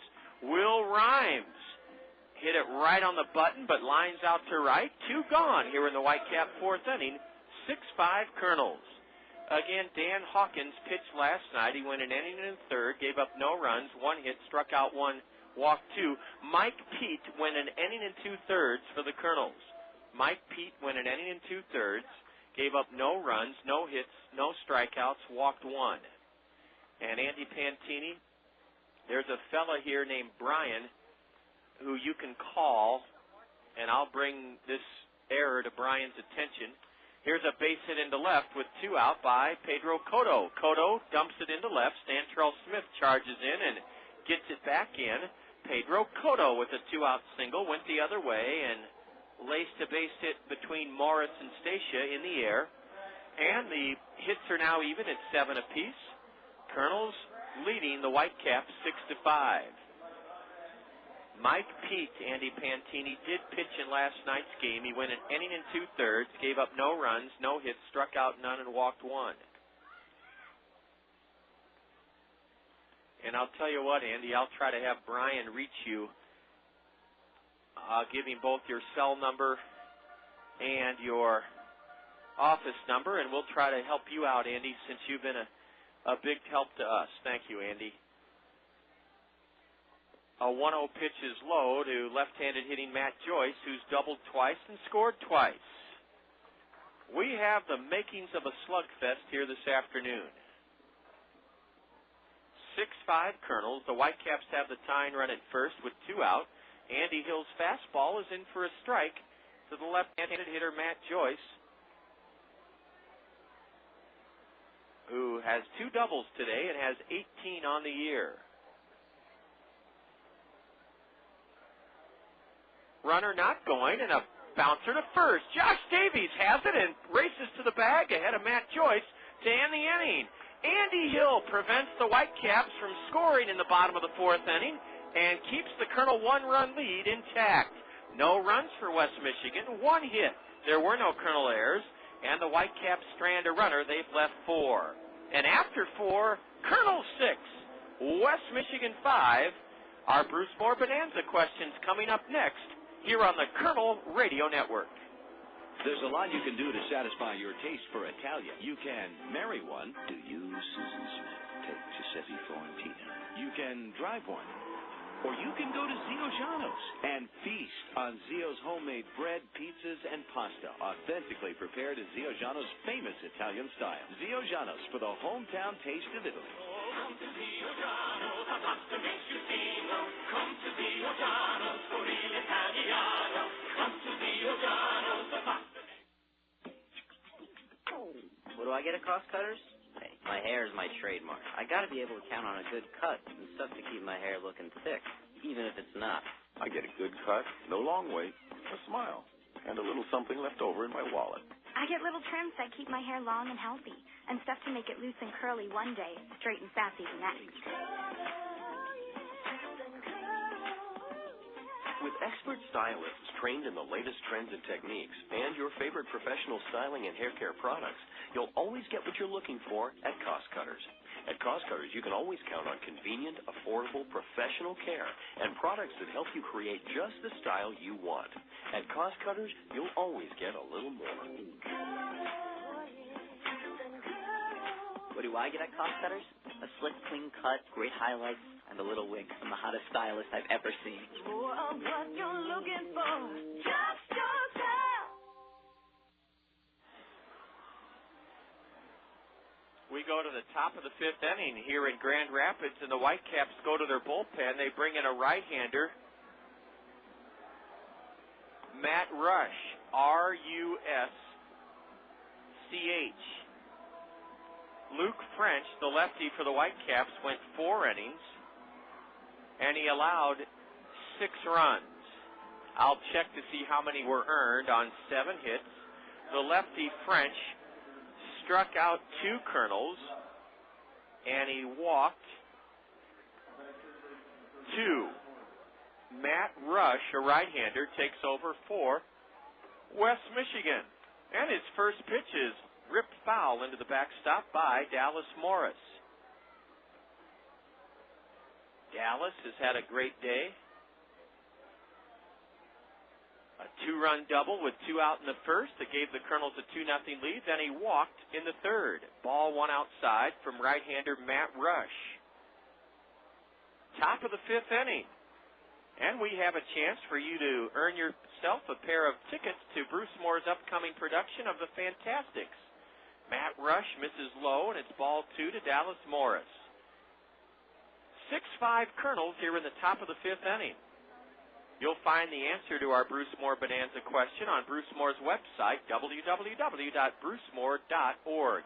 A towering fly ball into straightaway center. Drifting back is Jeremy Laster. He waits and has it. Dallas Morris flies to center. 1 out here in the Kernel 5th inning. Dallas retired for the first time this afternoon by right-hander Matt Rush. Rush is 23 years old from Schenectady, New York. Went to Mount Olive College in North Carolina. And Matt Rush's first pitch to Brett Martinez is a fastball at the knees on the outside corner for strike 1. Again, Luke French goes 4 innings in his 18th start of the year, gave the Kernels 6 runs, 7 hits, struck out 2, walked 2.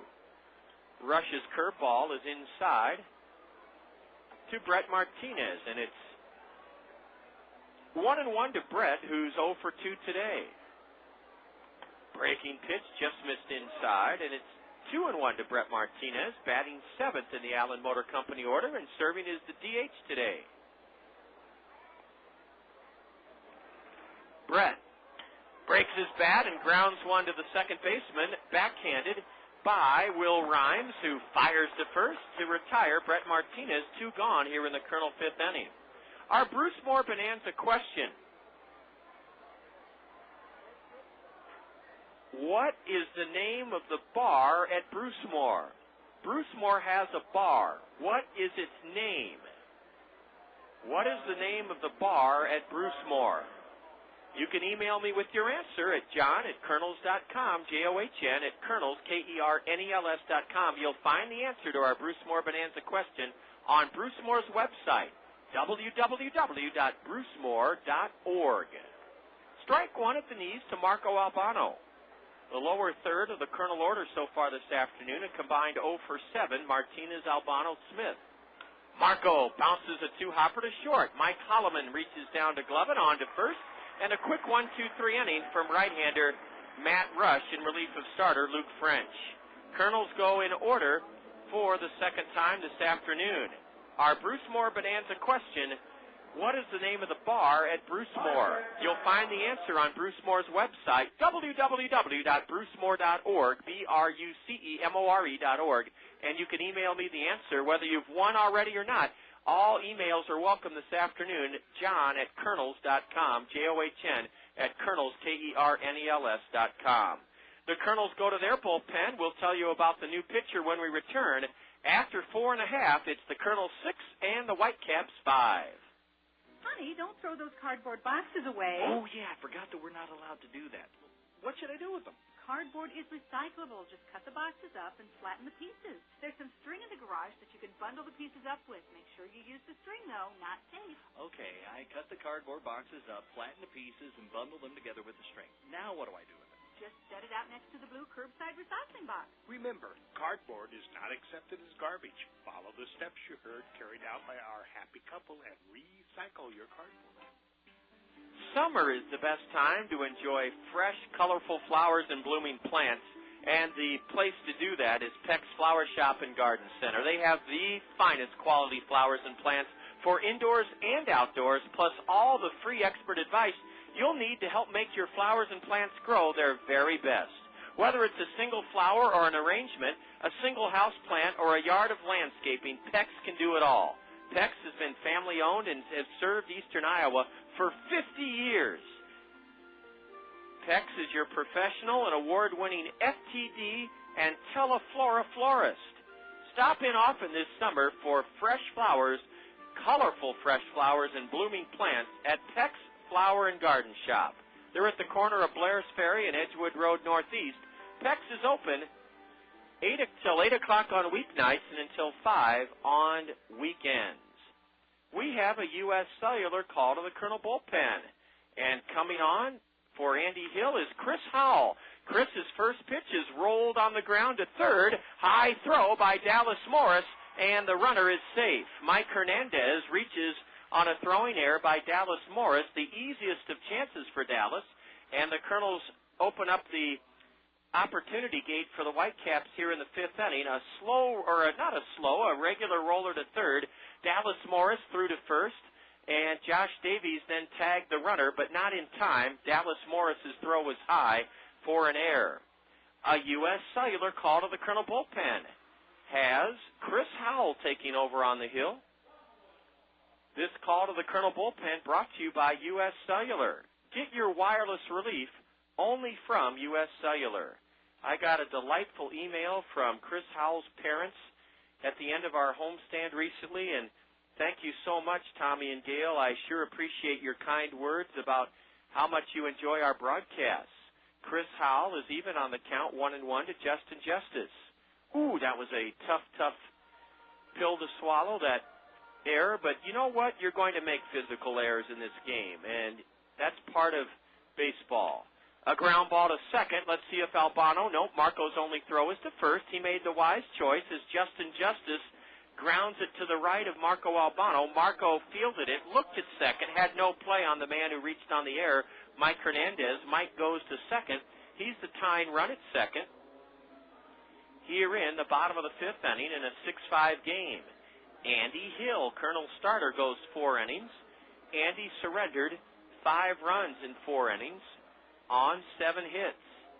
Andy Hill, the Colonel right-hander, struck out 1, and Andy Hill walked 2.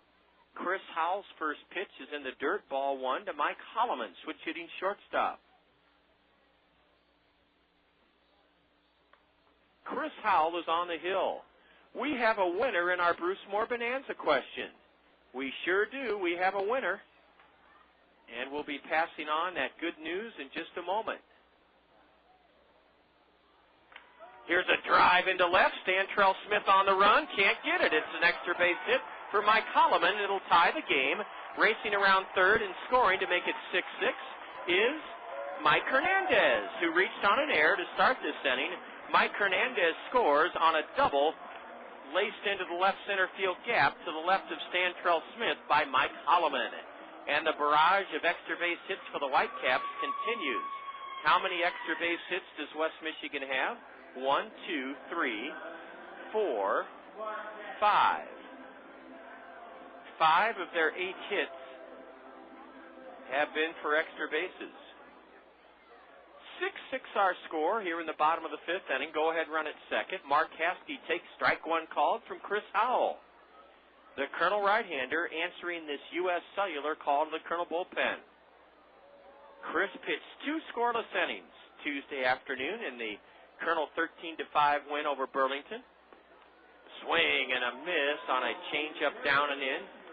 And it's 0-2 to Mark Haskey. An error to open this fifth inning, and then a 1-out double by Mike Hollimon has tied the game. Heinle Stacia comes in to have a word with right-hander Chris Howell. Chris was pitching with just a 1-run lead on the 4th of July at home, and he was brilliant in 2 innings, allowed no runs, no hits, struck out 1, walked none. Right-hander Chris Howell misses just outside to Mark Haskey, a left-handed batter who's 2 for 2. 6-6 our score.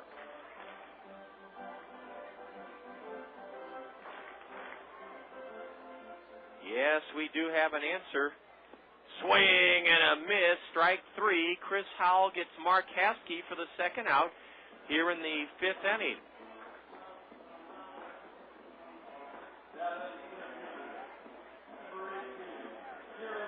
Our winner of the Bruce Moore Bonanza, Drew Payton.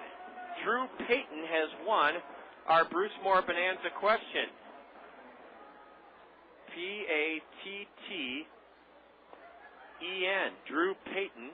We asked you what the name of the bar is at Bruce Moore, and Bruce did quite a bit of research, or Drew did quite a bit of research, answering both the Tiki Room and the Grizzly Bar in the Tiki Room. Here's a high fly ball into right. Jordan Renz waits for it and has it to end the inning. Jeremy Lasser's 0 for 3 as he skies to right. The Whitecaps tie the game in the fifth inning. 1 run on 1 hit. 1 Colonel error. Our first of the day, and the Whitecaps leave a runner. They've stranded 5. Nothing's been decided here so far today. After 5 innings, it's the Colonel 6 and West Michigan 6. You're tuned to Colonel Baseball here on the Colonel Radio Network. Sylvia, you know that cruise you've always wanted? Yeah? Well, there it is. That would be our house, Bob. Are you feeling all right, dear? Well, this is so cool. Guarantee Bank will let us use the equity in our home to do just about anything we want. College tuition, a room addition, a cruise, and best of all, the interest may be tax deductible. Now do you see it?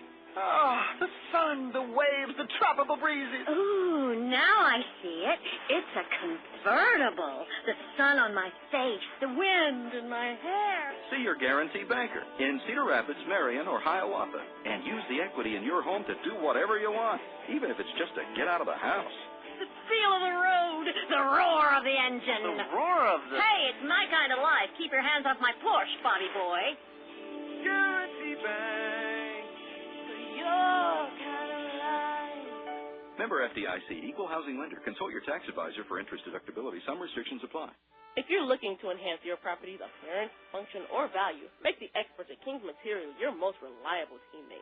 Retaining walls? You bet. Custom patios? Bingo. Walkways and steps? King's Material says yes. King's Material has all the bricks, concrete, and some elements to make your landscaping, masonry, and architectural projects become a reality. To view the astonishing array of beautiful and innovative products King's Material can bring to your home, yard, or business, visit King's online at kingsmaterial.com. Matt Rush came on in relief for the starter Luke French in the fifth and retired the side in order. Matt Rush has been phenomenal this year. The right-hander out of the Whitecap bullpen, 6-3 with a 1.21 ERA. He has a save. In 44 2/3 innings, Rush has allowed only 30 hits. Struck out 39 in 44 2/3, walked only 5. The league hitting 190 against right-hander Matt Rush. Let's see if Stantrell Smith can reach as the go-ahead run, leading off here in the top of the sixth inning. 6-6 our score. Stantrell swings hard and bashes the first delivery off the black shin guard of the catcher Joel Roa. The final line on Luke French, he went 4 innings, surrendered 6 runs, 3 earned on 7 hits, struck out 2, walked 2. Andy Hill for the Kernels went 4 innings, allowed 5 runs on 7 hits, struck out 1, and walked 2. Chris Howell was touched for an unearned run in the 5th inning, and we're tied here in the 6th, 6-6. The 0-1 to Stantrell. Popped in the air. This will be easy at second for Will Rhymes. He's there and has it. Stantrell Smith has popped to second, and that's 4 in a row retired by right-handed reliever Matt Rush.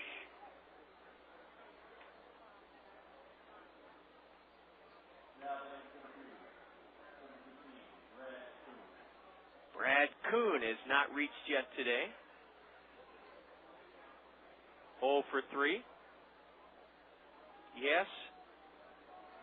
Drew Payton, our Bruce Moore Bonanza question winner, told us about the Tiki Room at Bruce Moore and the Grizzly Bar. Boy, doesn't that sound like something special at Bruce Moore, the Grizzly Bar? Ball 1 low to Brad, and now a fastball downstairs. It's 2-0 to Brad Kuhn. 6-6 our score. Here in the top of the 6th inning. Brad singles up the middle, a one-hopper that gets through. Brad Kuhn has his first hit of the day. Brad Kuhn has the first hit against Matt Rush.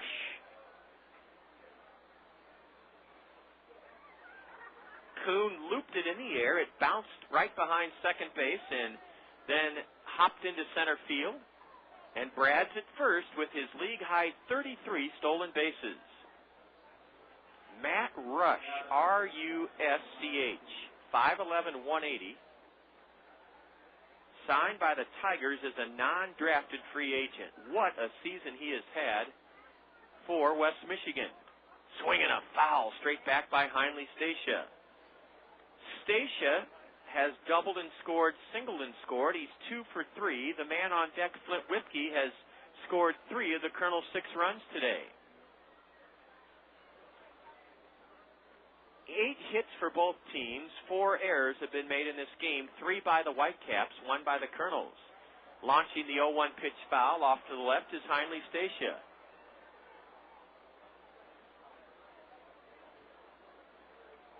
Chris Howell has come into this game in relief. for the Kernels. Pitched well in the 5th inning. Should not have had a run scored against him, but the Kernels committed an error that led to an unearned run that tied the game. The 0-2 to Heinle from Matt Rush. Now time is called by Heinle Stacia. So neither starter was able to go 5 innings this afternoon. It's not really a surprise because of that strong wind blowing out towards center field. It's really played havoc with the way this game's been played. A throw to first, and Brad Kuhn is back standing up.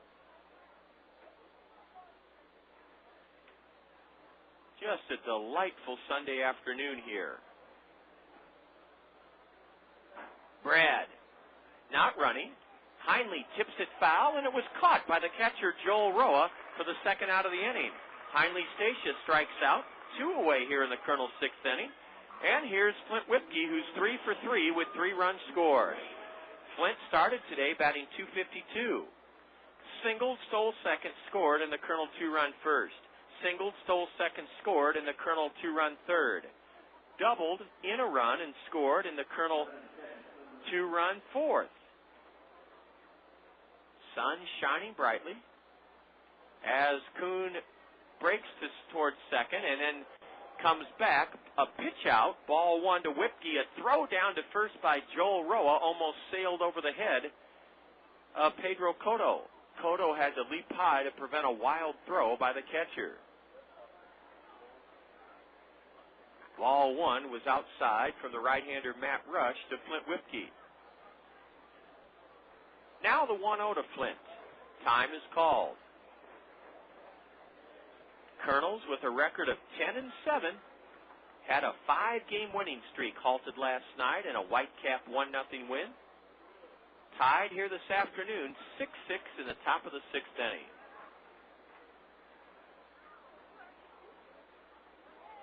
Brad Kuhn leads away at first.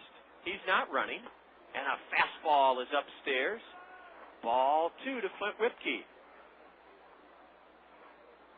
Boy, you look out into right center field and see that beautiful new stadium club they built here at Fifth Third Ballpark, and on top of it, the Miller Lighthouse deck. It's just gorgeous. The runner goes, a swing and a miss, the throw to second. Kuhn is safe with the head first slide. Brad Kuhn, the go-ahead run in this game, has stolen second base. It's his league high 34th stolen base of the year. Brad, with a head first slide, beat the throw from Joel Roa. It was close. Brad Kuhn now has 34 stolen bases. He's at second as Flint Whipke took a fastball for a strike. Boy, Eric Owens is like a proud father coaching at first base. Eric told Brad Kuhn that he could steal 60 bases this year. And when you tell a young player that he can do something as a former big leaguer, boy, does that lift his confidence. Breaking pitch outside, ball 3 to Whipke. Lurking on deck, Jordan Renz for the Kernels.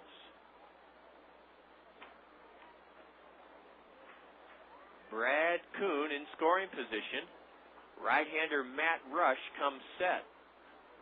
Flint stands perfectly calm at the plate and fouls one high in the air down the right field line into the stands, way down the right field line. It's now a full count to Flint Whipke, who has 3 hits in 3 at-bats today. 6-6 the score. Go-ahead run at second, Brad Kuhn. With 2 out, Brad will be running on this payoff delivery. Here it is to Flint. Ball 4, low and inside. A fastball. Flint Whipke joins Kuhn aboard. Flint reaches for the 4th straight time. It's first and second 2 out for Jordan Renz. Boy, this is one of those games of attrition. Whichever team can hang in the longest and make the fewest mistakes will likely win.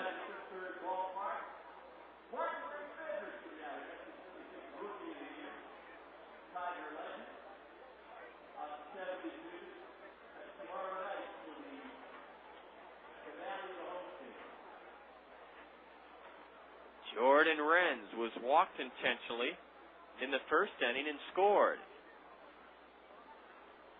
Then struck out then reached on an error when the second baseman, Will Rhymes, dropped his towering pop-up. That allowed Flint Whipke to score from third and give the Kernels a 6-5 lead.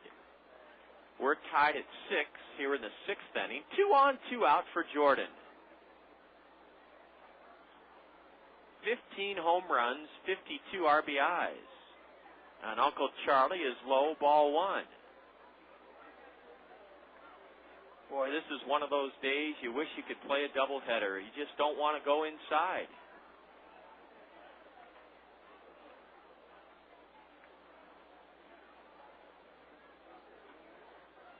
Renz fouls one in the air off to the right.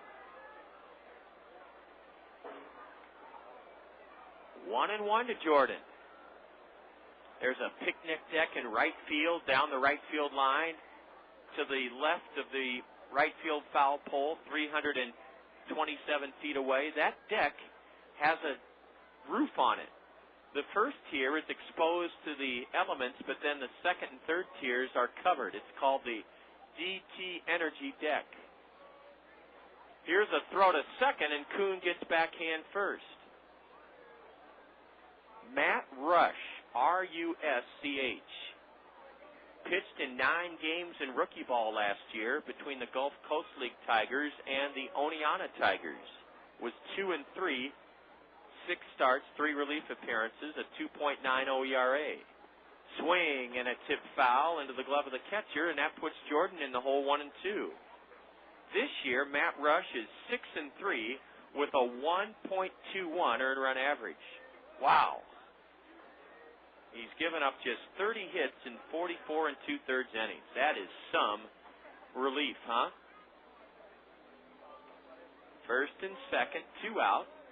And Jordan Renz drills one, a base hit into left. Here comes Brad Kuhn. He'll score without a play. Trying for third, now getting hung up between second and third is Whipke. They have Flint in a rundown. The Kernels lead this game, and Flint Whipke is tagged out between second and third. Flint Whipke tagged out between second and third, and that ends the Kernel inning. But a big RBI single by Jordan Renz as he ripped a base hit past the third baseman to his left into left field. Brad Kuhn scored to make it 7-6. Somehow Flint Whipke got hung up between second and third, and they threw him out. An RBI single by Jordan Renz gives the Kernels the lead here in the top of the sixth inning. 1 run in the sixth for the Kernels on 2 hits, a stolen base, a walk. There were no Whitecap errors. The Kernels leave 1 and have stranded 6. And I'll get the scoring play that got Flint Whipke hung up between second and third where he was tagged out. I'll run over and get that scoring play and have it for you when the Whitecaps bat against Chris Howell in the bottom of the sixth inning. As we head to the bottom of the sixth, it's the Kernels 7 and the Whitecaps 6. Jumpstart your future with learning from Kirkwood Community College. No matter what your age or previous work experience, you have new opportunities as close as your phone. 398-5517. Kirkwood has hundreds of choices for career and technical programs. Kirkwood has financial aid and support options to help you succeed, and Kirkwood has locally based centers to help you balance work, family, and learning. Kirkwood is ready when you're ready. Call Kirkwood Admissions today, 398-5517. Kirkwood. Start here, go anywhere. Convenience and trust, 2 things all of us want. At Tri-State Travel, we offer both. It's convenient for you to make 1 call or 1 visit to our office for all your travel needs. A 1-day tour, a cruise, a trip to Branson, to charter a motor coach. For 66 years, Tri-State Travel has been a name you can trust to provide quality products. Come see why you can trust us to provide the convenience you expect. Tri-State Travel, now at our new location on 7th Street Southwest. When it comes to auto insurance, Westside Agency in Palo, your professional Pekin insurance agency, will make certain you're properly insured with the right coverages and deductibles. Westside Agency will tell you about the money-saving discounts from Pekin Insurance. Multi-car discount, good student discount, loss-free discount, 45-plus auto discount, auto home discount, low mileage discount. To see if you qualify for any of these auto discounts that will lower your premiums, visit Westside Agency in Palo. Go to the bottom of the sixth inning. Joel Roa leading off an inning for the third time for the Whitecaps from his number 9 slot in the West Michigan order. Chops one to deep short on 2 hops. Hindley Stacia has it, throws out Joel Roa. 1 away here in the bottom of the 6th inning. 7-6 Kernels. Jordan Renz came through with a hot shot. Big RBI single for Renz to score Kuhn and give the Kernels the lead in this game. Flint Whipke, who drew a walk, was thrown out to end the inning on the base hit to left by Renz. It went Hernandez, the left fielder, to the third baseman Mark Haskey, to the second baseman Will Rhymes, to the shortstop Mike Hollimon.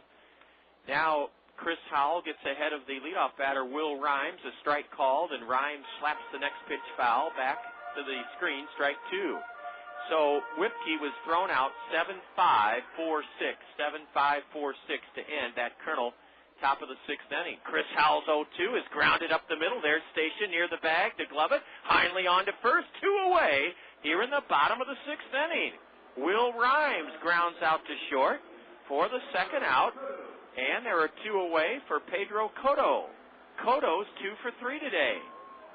7-6 Kernels were in the top of the 6th or bottom of the 6th inning. Wow. Wind still blowing out with a great deal of gustiness, if that's a adjective. It's blowing out hard from home plate to center field, and a beautiful changeup from Chris Howell is a strike called to Pedro Cotto. Chris's next delivery is strike 2 on the outside corner. Chris Howell on in relief in his second inning is 1-5 this year with a 4.89 ERA. The 0-2, high, a fastball. Howell has pitched 38 2/3 innings, giving up 44 hits. Chris has struck out 30, walked 13, and 38 2/3. He has 2 saves, and he's pitching for the 25th time out of the Kernel bullpen. Chris Howell, a right-hander from the University of Tennessee. Remember, we've got fireworks and the Blues Brothers coming up. Here's a high fly ball, golfed into deep right. Renz in front of the track. Jordan lassos it in to end the inning.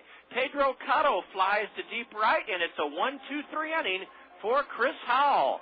Chris Howell is on his game. He's pitching very, very well.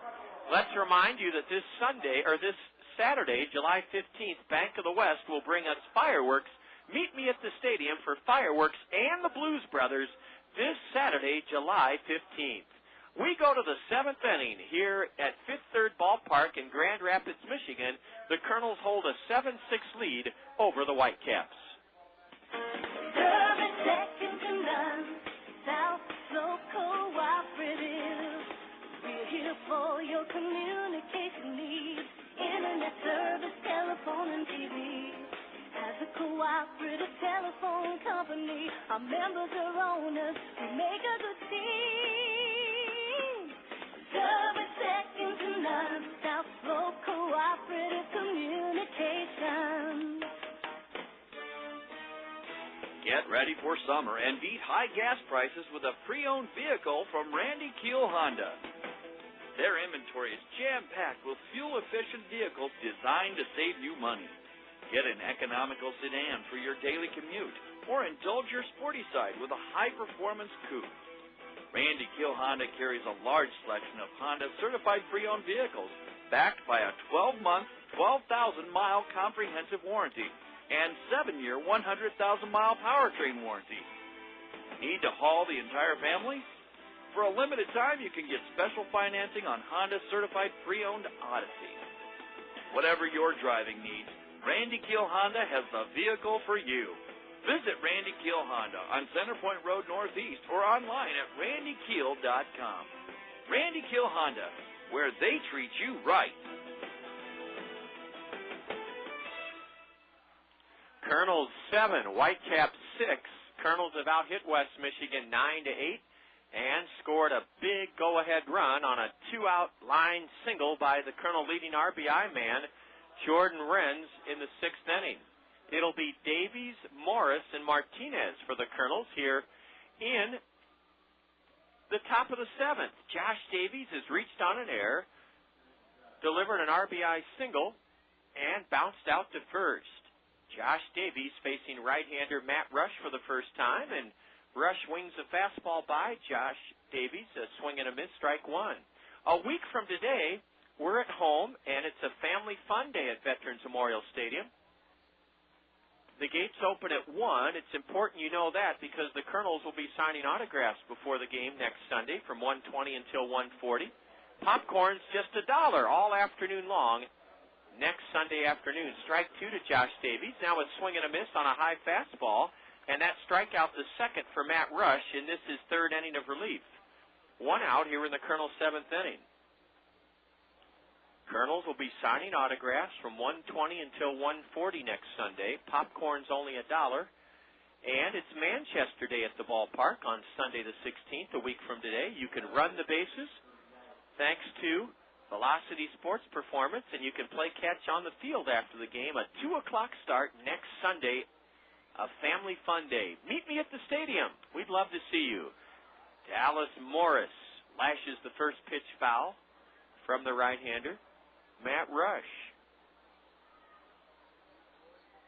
7-6 Kernels here in the top of the 7th inning.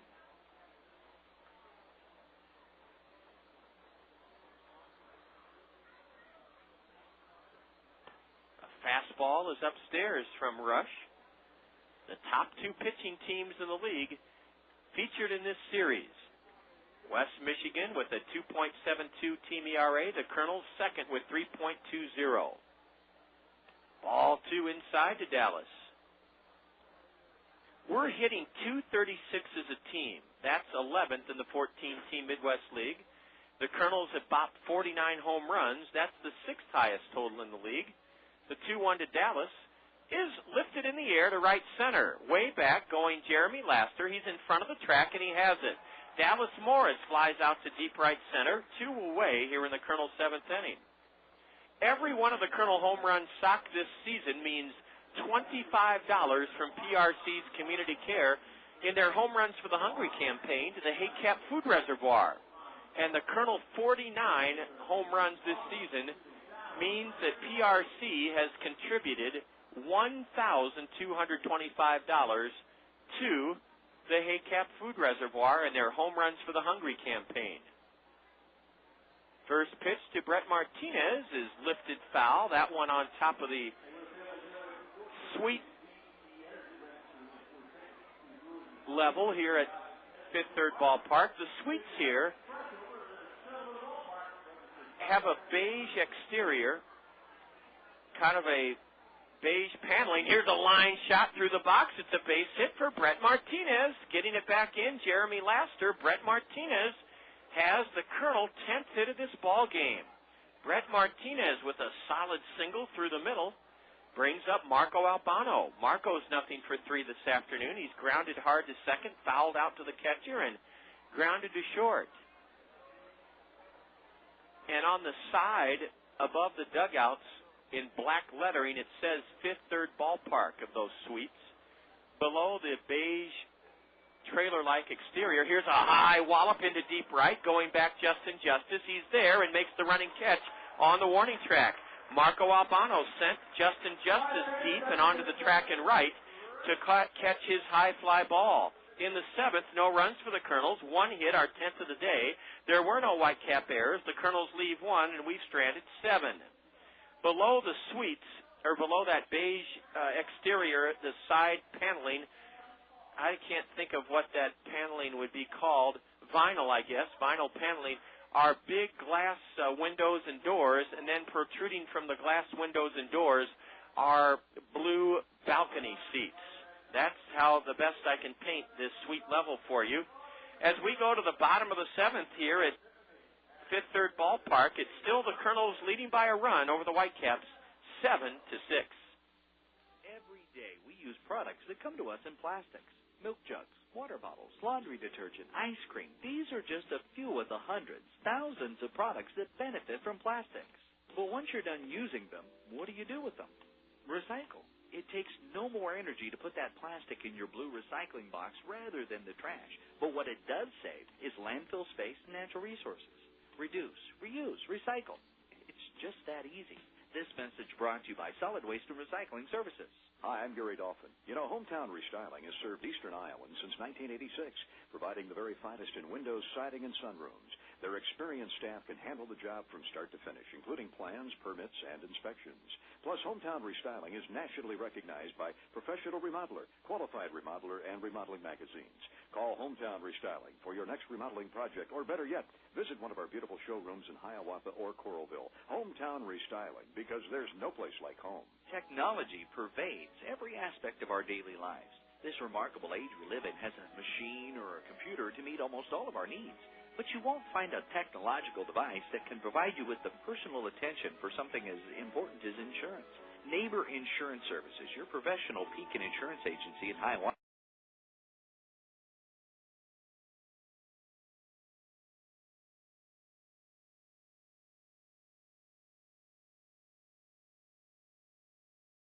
Let's see if Chris can come back and get Matt Joyce, who's 2 for 3 with 2 doubles and 2 runs scored. No, a 4-pitch walk of all things. A 4-pitch walk, and the tying run is aboard with nobody out here in the bottom of the 7th inning. 7-6 Kernels. Well, now let's shoot for a double play ball. I don't think Chris Howell really wanted to give Matt Joyce anything to hit. Still unusual that he never had to take the bat off his shoulder. We've got to get back to our bread and butter, which is being very stingy with those walks. Chris Howell steps off the rubber. He's ready to go against the cleanup batter, Mike Hernandez. Tim Madison is starting to loosen up down the left field line in the Kernel bullpen. The runner goes, and a high fly ball into left. Santrell Smith floating back makes the catch. Line shot by Mike Hernandez, caught by Santrell. Matt Joyce was running, and he returns to first. 1 out here in the bottom of the 7th inning as Mike Hernandez socked it hard into left. Santrell Smith went back and caught it. Let's see the right-hander for the Whitecaps, Ricky Stike. Ricky pitched in this league with the Fort Wayne Wizards as a Padre minor leaguer a couple of years ago. Ball 1 is low to left-handed hitting at Justin Justice. Man, these Whitecaps, left-handed hitter after left-handed hitter. Actually, Ricky Stike pitched with Fort Wayne last year. Went 0-6 in 54 games. Justin Justice pops one a mile high on the infield. Underneath it is Marco Albano, and the second baseman catches it 2 away. Following the leadoff walk to Matt Joyce, Chris Howell continues his outstanding relief performance here today. Justin Justice, the left-handed batter, is popped to second, and there are 2 out. Mike Hollimon has tripled and scored, walked, and doubled in a run, so he's had a perfect day at the plate. Switch hitting shortstop, batting left with an open stance. Ball 1 is upstairs to Mike Hollimon.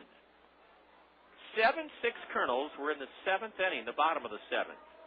West Michigan with the best record in the Midwest League. 14-3 in the second half. And 55-29 overall. Hollimon takes low for ball 2. Mike Hollimon. Bats with virtually no bend in his knees. He's from Oral Roberts. Stands straight up at the plate and looks at ball 3 just low. Chris Howell will have to come back to try to get Mike Hollimon. Mike's from Dallas, Texas. Started his career at the University of Texas.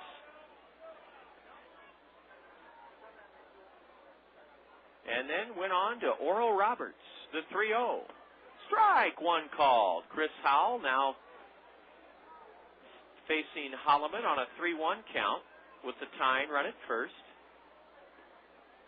Sun shining brightly here at Fifth Third Ballpark. Hollimon hits one high and deep to right. Way back, it's a 2-run homer to give them lead.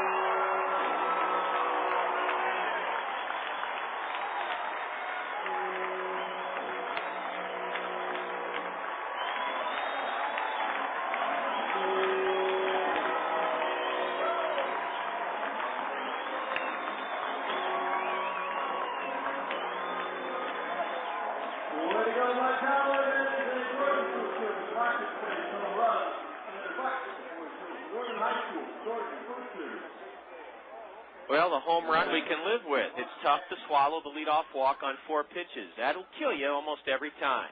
So a 2-run homer. The Whitecaps lead it here in the 7th, 8-7. Mike Hollimon with his 7th of the year. He's within a single of the cycle now. He's tripled, walked, doubled, and homered. 2-run blast onto the top of a picnic deck in right field. And it's an 8-7 lead now for West Michigan. Boy, when you walk that leadoff batter, it usually absolutely kills you, just kills you. It has the Kernels last night and today. A leadoff walk to Will Rhymes in the 1st inning, and the Whitecaps scored 4 runs. A leadoff walk to Matt Joyce in the 7th inning, and a 2-out, 2-run homer by Mike Hollimon. It came on a 3-1 pitch. Here's the 2-1 delivery. High, ball 3 to Markowski. So this seesaw affair now has the Whitecaps leading 8-7. Crazy, crazy ball game. Fun game. Slugfest as opposed to last night's 1-0 West Michigan win. There's ball 4 high and outside. Second walk in the inning, and now Jeremy Laster will bat for West Michigan, the number 8 hitter. He's 0 for 3. Bobby Magianis is coming out, and he's going to make a pitching change. We have a U.S. Cellular call to the Colonel bullpen, brought to you by U.S. Cellular. Get your wireless relief only from U.S. Cellular. Chris Howell goes 2 2/3, and the Colonel right-hander in 2 2/3 has allowed 3 runs, 2 earned on 2 hits. Chris Howell struck out 1, and Chris Howell walked 2. So this U.S. Cellular call to the Colonel bullpen has Tim Madison taking over. Tim Madison will now pitch for the Kernels here in this bottom of the 7th inning. That 2-run homer by Mike Hollimon was his 3rd hit of the day, and as I say, he's within a single. If the Kernels can tie this one up or send it to extra innings, Mike Hollimon will have a chance to hit for the cycle. Tim Madison comes on, answering the U.S. Cellular call to the Colonel bullpen. Tim Madison has won 2 and lost 5. Tim's ERA is 4.17. Madison, pitching for the 27th time this season, has a couple of saves. In 41 innings, Tim Madison has given up 48 hits, struck out 26 in 41 innings, and walked 7. A good friend of ours, Mike Dean, has dropped by. Mike, come on back. Bud, did you have a question or something we need to clarify with you?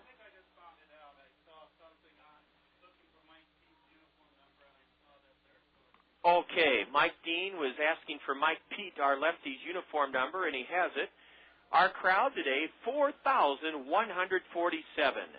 4,147. West Michigan leading this wild 1-8-7 in the bottom of the 7th inning. A 2-out, 2-run homer by Mike Hollimon, catapulting the Whitecaps ahead. Boy, that's a big home run for Mike Hollimon, and it hopefully won't be the dagger that will sink into our hearts and be the telling blow in this game. Kernels have fought back all afternoon, so we've got to keep it a 1-run game. We still have a couple of innings to go, and who knows what will happen in this one. I certainly don't. Each team has had leads and been unable to hold them. Ricky Stike continues to warm up for the Whitecaps. Tim Madison is on in relief to try to get the final out here. Jeremy Laster dumps one into center. It falls for a base hit. That ball was misjudged a little bit by Brad Kuhn off the bat, and Jeremy Laster has the 2nd hit of the inning, his 1st hit of the day, and each team now has 10 hits. Each team has 10 hits today. Tim Madison last pitched Thursday at home in the Kernel victory against Burlington. He went a 1/3 of an inning, gave up no runs, no hits, struck out none, walked none. Tim has been unscored upon in his last 2 Kernel outings. The lead runner, Mark Haskey, who walked, goes to second, and now Joel Rowe is at the plate. Swing and a miss. The ball gets by Flint Whipke, but Flint finds it just outside the dirt batting circle and prevents the runners from advancing. The runners are Mark Haskey at second, Jeremy Laster at first. A 2-out, 2-run homer by Mike Hollimon. The difference in the game right now, it's the only home run of this series. Only home run of this series. We'll wrap things up tomorrow evening. We'll be on the air at, here's a ground ball to short. Stacia has it and throws to second for the force out. Marco Albano caught the relay from Heinley. It goes 6-4. Joel Roa has forced Jeremy Laster at second. A 6-4 put out. And the Whitecaps in the seventh inning scored 2 runs on 2 hits, 2 walks. There were no Kernel errors, and West Michigan leaves 2 men aboard. They've stranded 7. Kernels come to bat in the top of the 8th inning. Whitecaps 8, Kernels 7. Step up to the plate this summer and nominate your favorite Cedar Rapids Kernel for the Rockwell Collins Fans' Choice Award. Every time you catch a Kernel game, fill out a Fans' Choice ballot to recognize the efforts of your favorite ball players. Then drop the ballot in the designated box at the souvenir stand. During the season's final homestand, Rockwell Collins will present the Fans' Choice Trophy to the player with the most votes and make a donation to that player's favorite charity. Rockwell Collins and the Cedar Rapids Kernels, teammates working for a better community. Service second to none, South Slope Cooperative. We're here for your communication needs. Internet service, telephone, and TV. As a cooperative telephone company, our members are owners. We make a good team. Service second to none, South Slope Cooperative Communications. You've worked hard, and you're finally your own boss. As a business owner, you may not want to hear the word liability, but it comes with the territory. Smart business owners protect their investments with a business owner's policy from Neighbor Insurance Services, your professional peak and insurance agency in Hiawatha. Neighbor Insurance Services can show you how to secure the right amount of protection for your business at affordable rates. Your business is important. See Neighbor Insurance Services in Hiawatha for business owners insurance. We have a new pitcher for the Whitecaps who lead at 8-7 as we go to the top of the 8th inning. It's right-hander Ricky Steik, S-T-E-I-K. Reliever Matt Rush pitched 3 innings out of the Whitecap bullpen, and he gave up 1 run on 3 hits, struck out 2, and walked 1. Ricky Steik now pitching for West Michigan. Our baseball fun fact is the Kernels bat here in the 8th inning against Ricky Steik.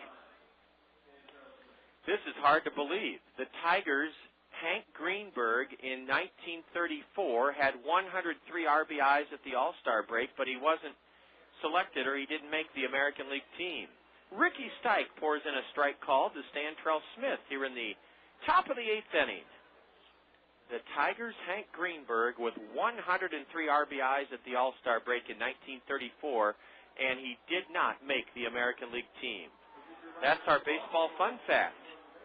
As Stantrell Smith falls behind, lofting a 0-1 pitch into the first base seat. Strike 2 to Stantrell. Ricky Steik's curve, and it's grounded to second. Will Rhymes looks it into the mid, and his short throw to first retires Stantrell Smith, who's nothing for 4 today. 1 away here in the Kernel 8th inning. Brad Kuhn singled, stole second, scored the go-ahead run in this game back in the 6th inning to give the Kernels a 7-6 lead, which was wiped out on a 2-run homer with 2 out by Mike Hollimon of the Whitecaps. Ricky Steik's first pitch is low, ball 1 to Brad Kuhn.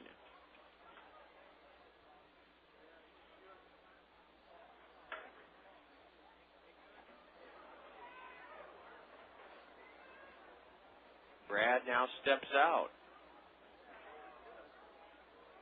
Each team with 10 hits today.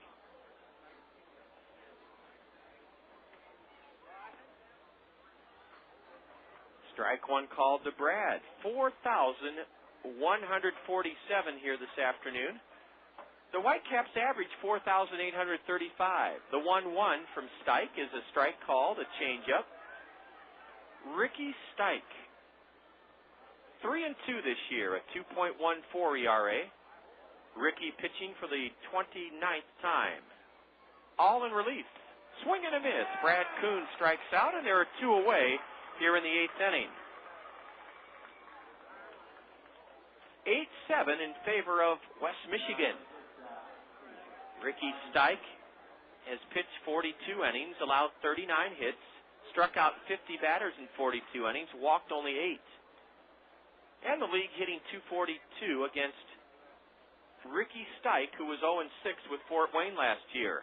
Heinle Stacia dribbles the first pitch foul behind home plate, strike 1. West Michigan, the best team in the Midwest League. And boy, have we played well against them. Winning 7-0, dropping a 1-0 decision last night, and trailing only by a run today in the 8th inning, 8-7. Ball 1, low and inside to Heinle Stacia. Heinle's 2 for 4 with 2 runs scored. We haven't had too many of these high-scoring affairs this year. I can count the number on one hand. Ball 2 juts inside from the tall right-hander.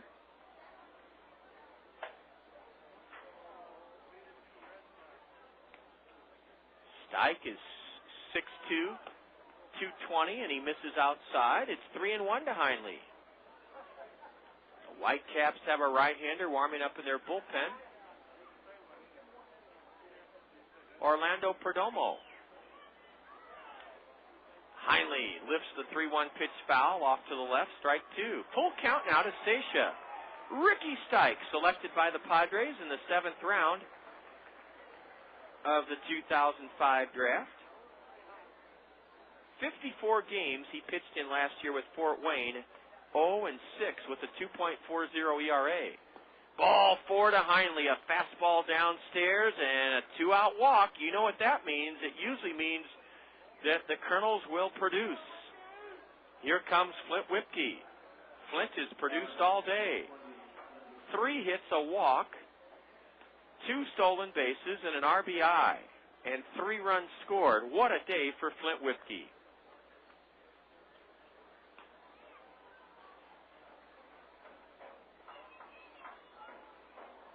Right-handed batter.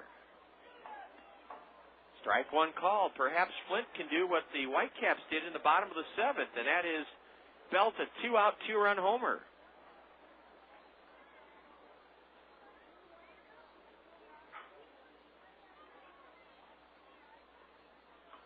Stacia has a good-sized lead at first. Ricky Steik pitches. Heinle goes. A curve, a strike. Throw to second. Not in time. Stolen base for Heinle Stacia. It's 0-2 to Flint Whipke, and Stacia picked the right pitch to go on, a slow breaking pitch that dropped in for a strike to Flint. And now, with 2 out in the 8th inning, thanks to a 2-out walk and Heinle Stacia's 14th stolen base of the year, it won't be easy. Flint Whipke's in the hole 0-2, but a base hit by Flint would likely tie this game. The 0-2 from Ricky Steik. Swing and a miss, strike 3. In the 8th inning for the Kernels, no runs, no hits, a walk, a stolen base. There were no Whitecap errors. Flint Whipke is retired for the first time today as he strikes out against Ricky Steik. The Kernels leave a runner, have stranded 8. And after 7.5, West Michigan 8, the Kernels 7.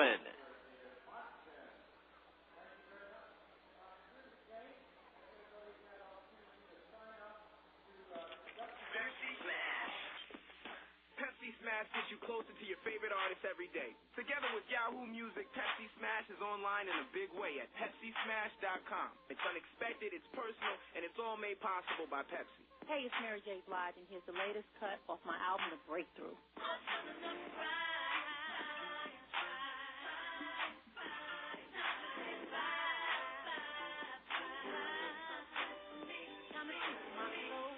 That was my song, Enough Crying. You want to see what goes on behind the scenes at one of my video shoots? Check out my webisode on PepsiSmash.com as I filmed the very first ringtone music video. Pepsi Smash. It's music in a way you won't find anywhere else. Get behind the camera, see exclusive performances and features like Mike Pass, A Day in the Life, interviews, headlines, and contests. Log on to be a part of the Pepsi Smash and Yahoo Music experience. PepsiSmash.com. It's what's happening in music.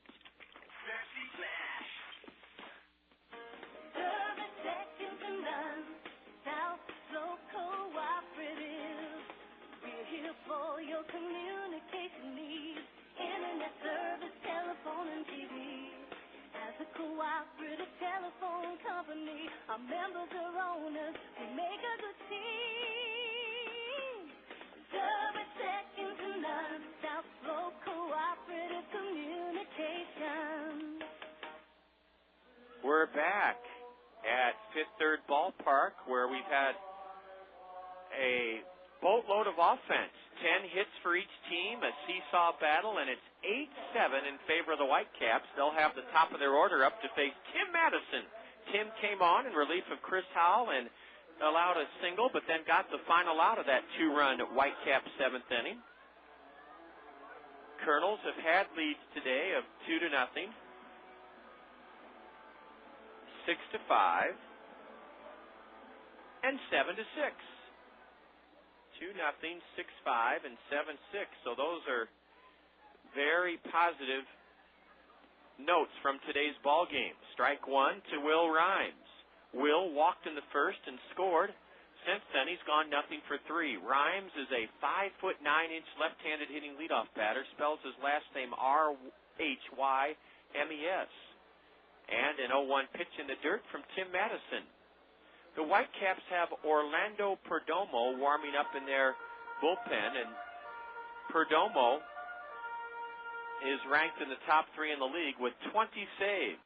So he'll likely pitch the top of the ninth. What will the score be? Right now the Kernels trail by a run, a fastball low, and that's ball 2 to Will Rhymes.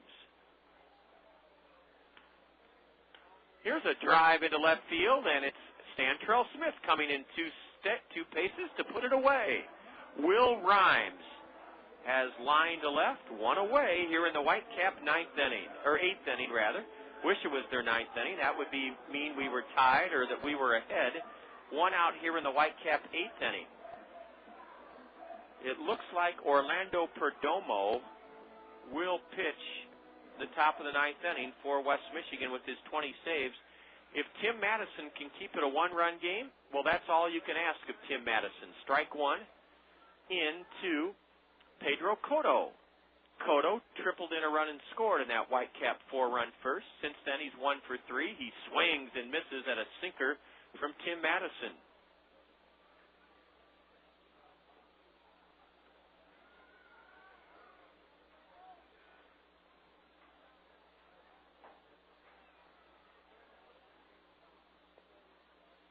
Nothing in 2 to the left-handed batter with an open stance, and he chops the next pitch foul. That one goes off a position player coaching at first for the Whitecaps.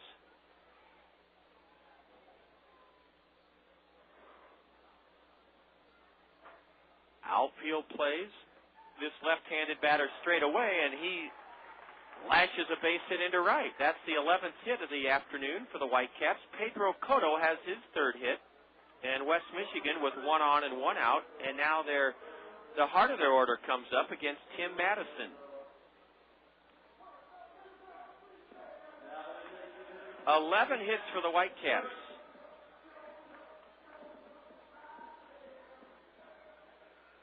And Matt Joyce, who has doubled twice, scored 3 times. It was Joyce who drew a leadoff walk on 4 pitches against Chris Howell in the top of the 7th, and he was aboard on a 2-run homer on a 3-1 pitch by Mike Hollimon.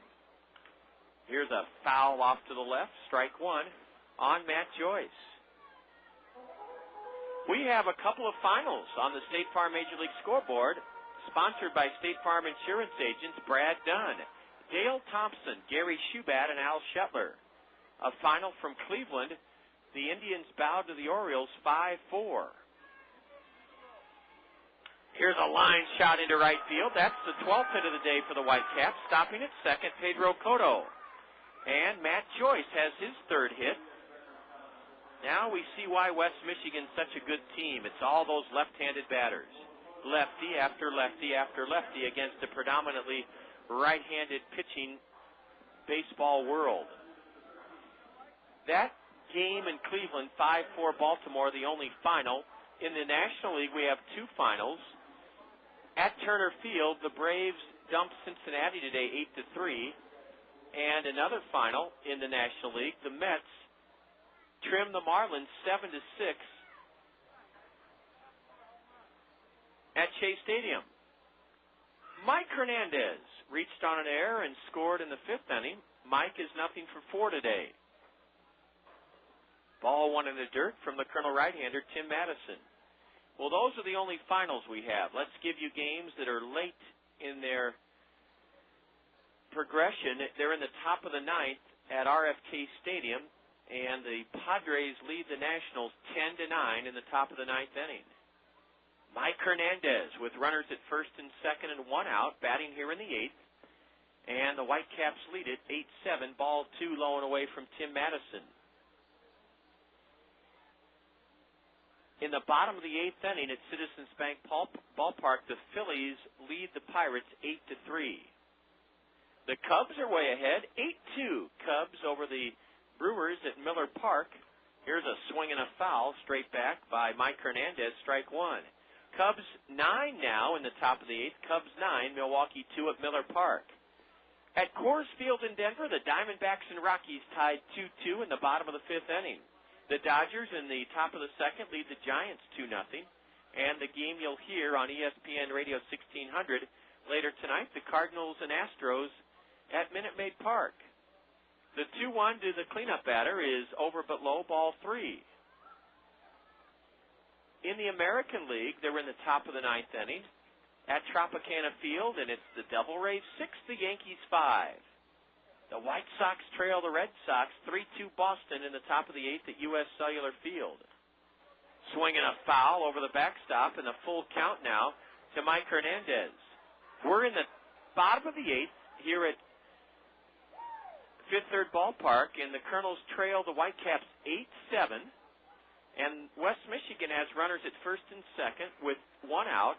A full count to the cleanup batter, Mike Hernandez, who, well, I think the runners, Cotto from second and Joyce from first, will be running. They're not running. And a pop fly down the right field line into the Whitecap bullpen, chased by Jordan Renz, and it's beyond the reach of the hustling Colonel right fielder. In the bottom of the eighth inning at Ameriquest Field in Arlington, the Rangers are ahead of the Twins 5-2. The Blue Jays are dismantling the Royals in the top of the seventh. Toronto leads Kansas City 11-1. And that game is at Kauffman Stadium. Our parent club, the Angels, are trying to take 3 of 4 from Oakland, and in the top of the second, the Angels lead the A's 2-1 at the Coliseum. They're in the bottom of the second inning at Safeco Field in Seattle, and the Tigers and Mariners are scoreless. And that brings you completely up to date on the State Farm Major League scoreboard. Another payoff pitch to Mike Hernandez. Instead, Tim Madison whirls and looks the lead runner back to second. West Michigan up by a run, 8-7, here in the bottom of the eighth inning. Now time is called. Boy, this Colonel club deserves a lot of credit. We've had leads today, and the Whitecaps have had leads, so both teams have been resilient. Here's a line shot into left, a base hit. Rounding third is Pedro Cotto. The throw by Santrell Smith way offline. A run scores. The ball gets by Brett Martinez, but backing it up Tim Madison. The batter goes to second on the throwing error by Santrell Smith. And so much for going into the ninth inning, trailing by one. A 3-2 pitch by Mike Hernandez. It was up in the zone, and Hernandez tomahawked it into left field for an RBI single. Santrell Smith had a chance to throw out Pedro Cotto at the plate, but Santrell Smith's throw was way up the first baseline, and it got by the cutoff man and the catcher. Tim Madison was backing up the play. It's an RBI single for Mike Hernandez, and then a throwing error by Santrell Smith, his fifth error of the year, and now the Colonels make a pitching change. Tim Madison is lifted. Tim goes 2/3 of an inning. And in 2/3 of an inning, Tim Madison has surrendered 1 run on 4 hits. The Colonel right-hander Tim Madison struck out none. and he walked none. Mike Pete has answered the U.S. Cellular call to the Colonel bullpen. Mike Pete pitched very well last night. He'll have to pitch very well again here this afternoon. The Whitecaps now lead the Kernels 9-7. 9-7. Again, a base hit on a 3-2 pitch by Mike Hernandez. It was up and in, and Mike tomahawked it into left field. Pedro Cotto scored, and then a throwing error by Stantrell Smith allowed Matt Joyce to go from first to third, and it allowed the batter, Mike Henderson, to go to second. So the Kernels just haven't had that spark in their step this afternoon. I don't know if the ball club's a little bit tired or not making excuses for them, and the bottom line is we just haven't enjoyed the great pitching that we've had all season here this afternoon. We've been spoiled by having such great pitching, and the pitching has not been top-notch as it has been most of the year, and we're also playing the best team in the league. So I would cite those as the two reasons why we're trailing here in the 8th inning 9-7. Subpar pitching and a very, very good West Michigan ball club. We're not the only team that they've beaten, I'll tell you that. Mike Pete, a lefty from the University of Florida, has answered a U.S. Cellular call to the Colonel bullpen here in the 8th inning. Mike Pete will face left-handed hitting Justin Justice. Mike Pete pitched very, very well out of the Colonel bullpen last night. Get your wireless relief with Call Me Minutes only from U.S. Cellular. Mike Pete pitched an inning and 2/3 last night, gave up no runs, no hits, struck out none, walked one. Justin Justice will try to put this game away for the Whitecaps. Runners at second and third, one out, bottom of the 8th. Colonel infield in for the play at the plate, and a curveball is inside, ball one to Justin Justice. Justin is nothing for 3 today with 2 RBIs, and he takes a curve inside from Mike Pete. Infield in and for the play at the plate for the Kernels. Jimmy Leland was quoted as there was a feature story on Jimmy on the front page, not of the sports section. Here's a drive into left field down the line. Stantrell Smith on the run, dives and catches it. The runner tags and scores from third to make it 10-7. Tremendous running catch in left by Stantrell Smith. A sacrifice fly by Justin Justice. His third RBI of the day without a hit. 3 RBIs for Justin Justice without a hit. Stantrell Smith had to race in and to his right to make a diving catch on the sacrifice fly to left by Justin Justice. Matt Joyce scores the second run of the inning, and that run charged to Tim Madison. There are 2 out now in the Whitecap 8th inning. West Michigan leads it 10-7. They have 13 hits. The Kernels have 10. We figured this would be one of those slugfests, a war of attrition, and right now it's the Whitecaps that are closer to taking the lead in the series than we are. Mike Pete with a big curveball. It's low to Mike Hollimon. Hollimon hasn't been retired today. He's tripled, walked, doubled in a run, and belted a 2-run homer. Mike Hollimon batting right-handed for the first time. Here comes Kernan Ronan out to the mound to have a word with lefty Mike Pete. And that'll give us a chance, once again, to look ahead to all the fun in store at the ballpark. Our final game of a 7-game homestand that starts this Wednesday is a noon start. Lunch at the ballpark on Tuesday at noon. You can enjoy a hamburger, cheeseburger, or any regular sandwich, plus a beverage and bag of chips for only $5.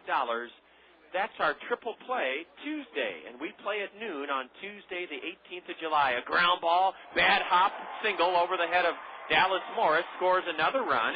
That's a bad hop single for Mike Hollimon, who's hit for the cycle. Mike Hollimon is hit for the cycle. Mike Hollimon is hit for the cycle. Mike Hollimon is hit for the cycle. Mike Hollimon, I believe, has hit for the cycle.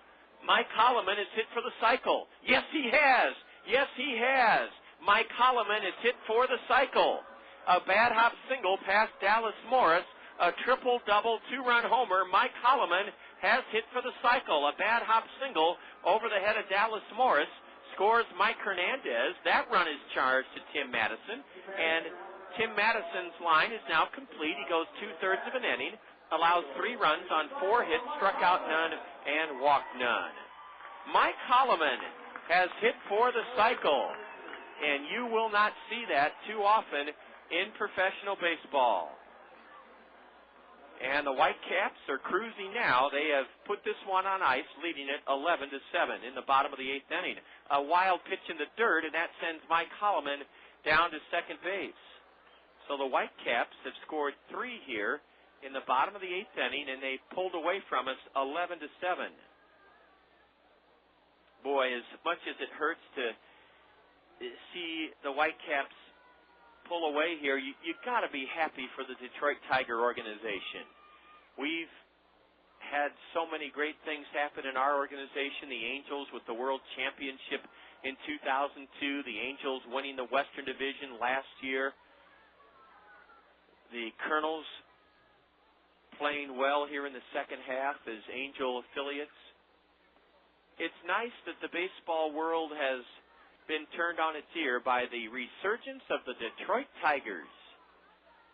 Not only in Motown, but here in Grand Rapids, where they've had a couple of rough years in the won and lost column. Here's a ground ball to Dallas Morris off the bat of Mark Haskey, and Dallas throws out Mark Haskey to end the inning. Mark Haskey grounds out to third. West Michigan gets some big insurance runs. They score 3 runs in the 8th inning on 4 base hits. There was 1 Kernel error, our second of the game, and West Michigan leaves 1 man aboard. They've stranded 8. We're going to keep it right here as we go in to the top of the 9th inning. The Whitecaps bring on their closer, Orlando Perdomo, and Perdomo not in a save situation. The pitchers of record in this game are Matt Rush. He'll go to 7-3, and the Kernel pitcher of record, Chris Howell, his record will sink to 1-6. That is if the Kernels count rally against Orlando Perdomo, trailing 11-7, going to the top of the 9th inning. The Whitecaps have out-hit us 14-10, and that comes after a 1-0 game last night. 3 errors committed by West Michigan. The Kernels have made 2 errors. And Orlando Perdomo will get some work here in the 9th inning with the Whitecaps comfortably ahead by 4 runs. Orlando Perdomo, no record this year, a 2.18 ERA. He's pitching for the 35th time. He has 20 saves. In 33 innings, Perdomo has allowed 25 hits. Orlando has fanned 36 in 33 innings and walked 7. The league hitting .205 against right-hander Orlando Perdomo. Now, there are times when a closer struggles in a non-closing role, and let's hope that's what Orlando Perdomo will do here this afternoon. The Kernels will have to hope that he struggles in a non-closing situation. Orlando Perdomo, 21 years old, or 22 years old, from Venezuela. Perdomo will have to face Renz, Davies, and Dallas Morris here in the top of the 9th inning, with the Whitecaps ahead 11-7.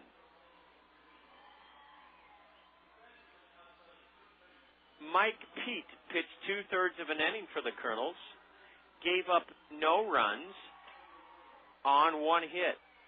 Mike Pete struck out none and he walked none.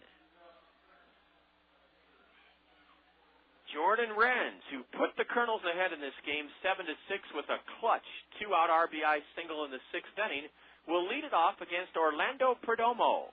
Ball 1 inside, Perdomo. Orlando, 6 feet tall, 160 pounds.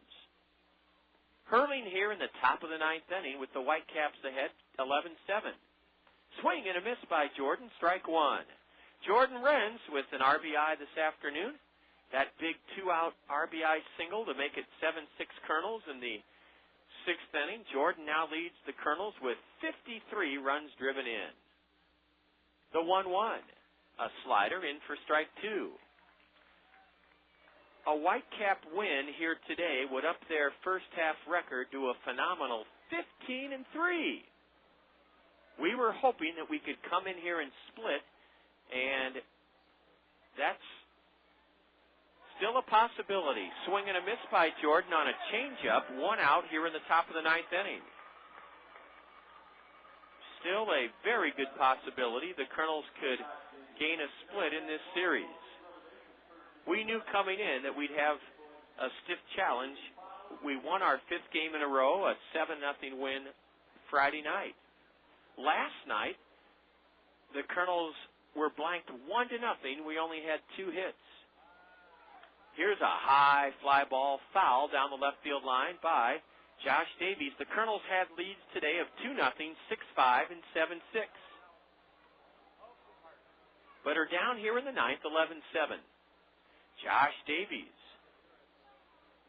An RBI single in the 3rd inning that tied the game 4-4. Here's a line shot into the left field corner. That's a hit for Josh Davies. Cut off by Mike Hernandez. Or that's not Mike Hernandez. It's Justice. He throws to second. Save! Oh, a bang-bang play at second. Josh Davies is safe with his 2nd hit of the day. Josh Davies rips a double into left. The Whitecaps made some defensive changes. And the left fielder...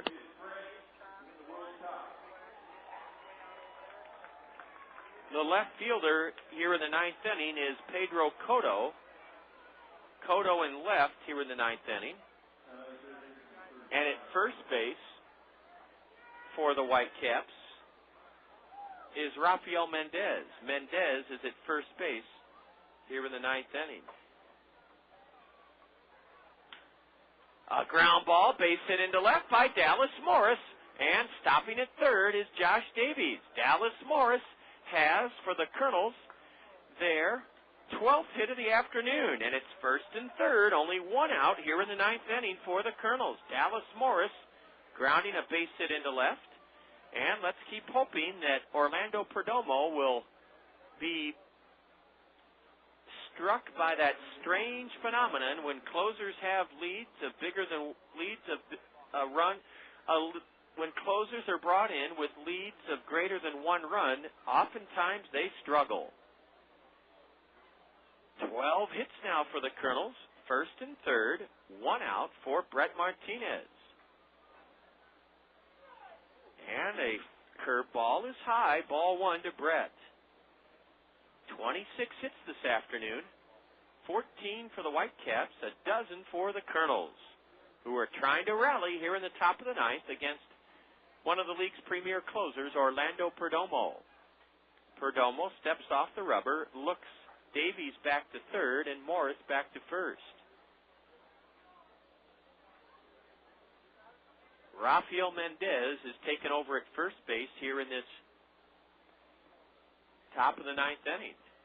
Brett Martinez hits one high in the air to right center, on the run Laster, and he tracks it down on the warning track. Tremendous catch by Jeremy Laster, and tagging and scoring from 3rd is Josh Davies, and the Kernels now trail 11-8. Sacrifice fly into deep, deep, deep right center by Brett Martinez. Brett drives in his 25th run of the year, and scoring from 3rd, Josh Davies, to cut the Whitecap lead to 11-8. Boy, did Brett Martinez give that pitch a ride. Way back into right center, where Jeremy Laster drifted back and caught it for the 2nd out here in the 9th inning. We were hoping we could go to the top of the 9th, trailing by a run, but that just wasn't the case. West Michigan scored 3 in the 8th. The runner goes, and it'll be no stolen base for Dallas Morris. They'll call that catcher's indifference, I believe. But Dallas makes it to 2nd as Marco Albano took ball 1. Marco, nothing for 4 so far this afternoon. Lines one into the right field corner, and it is foul by inches. Foul by inches down into the right field corner. We're waiting for Mike. Okay, apparently no stolen base credited to Dallas Morris. He's at 2nd on what's called catcher's indifference. and the count is 1-1 to Marco Albano. This has been a fun game to call. I'll tell you what, I wish we were playing a doubleheader today. The weather's great and the ball is flying all over the park. 11-8 West Michigan. Breaking pitch into Marco, strike two. Now this crowd of 4,147 on its feet to see if they can root their Whitecaps home to yet another win here in the second half. They're trying to go 15-3. Marco Albano calls time. Runner at second, Dallas Morris.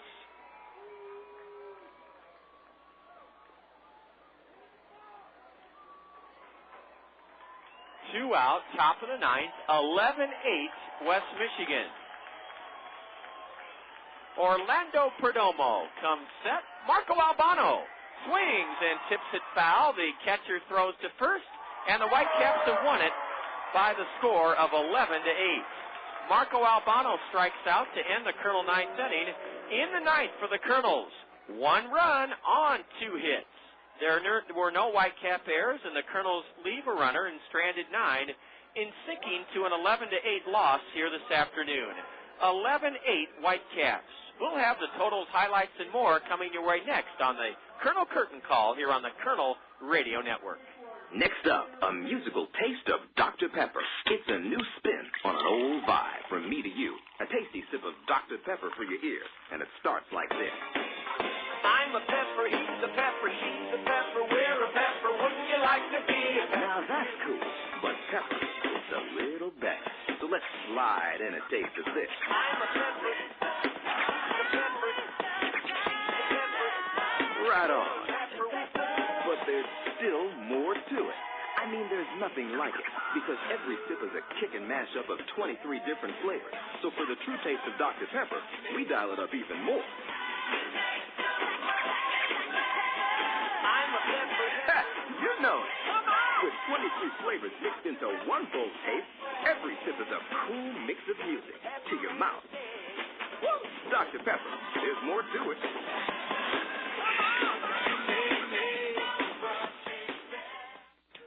Your home is a place for savoring all the good things in life. It's a place for celebrations. It's a place where memories are created. To make sure your home is properly insured, visit Sheets Forest Draper in Marion, your professional Pekin insurance agency. Sheets Forest Draper will give you all important details about homeowners insurance with complete coverages and surprisingly affordable rates. Visit Sheets Forest Draper in Marion for homeowners insurance for your well-lived and well-loved home. It's time for the Kernels Curtain Call. Now, with a game recap, a complete look at the State Farm scoreboard, and a look ahead to upcoming action, let's rejoin the voice of the Kernels, John Rogers. On a hot, sunny, and windy Sunday afternoon, the West Michigan Whitecaps out-hit the Kernels 14-12. The Kernels had 2 hits last night and losing 1-0 and have 12 this afternoon, but the ordinarily stellar pitching that we've witnessed all season long kind of deserted us this afternoon as we fell 11-8 to the team, the best team in the Midwest League. The Kernel's stated goal coming into this series was to gain a split with the best team in the Midwest League, and we'll have a chance to do that. We need a win tomorrow night, and we'll be in great shape. The Kernel record is now 10-8, and here on the Kernel Curtain Call, let's review the highlights of a seesaw affair that saw the Kernels take the lead in the top of the first inning. With 2 out, Flint Whitke collected the first of his 3 straight hits. Flint singled into center against West Michigan starter Luke French. Whitke then stole second. Jordan Renz walked. Josh Davies reached on a fielding error by Mike Hollimon, the shortstop, one of 3 Whitecap errors today, and that loaded the bases. Dallas Morris came through as he ripped a 2-run double off the glove over the head of Mark Haskey, the third baseman.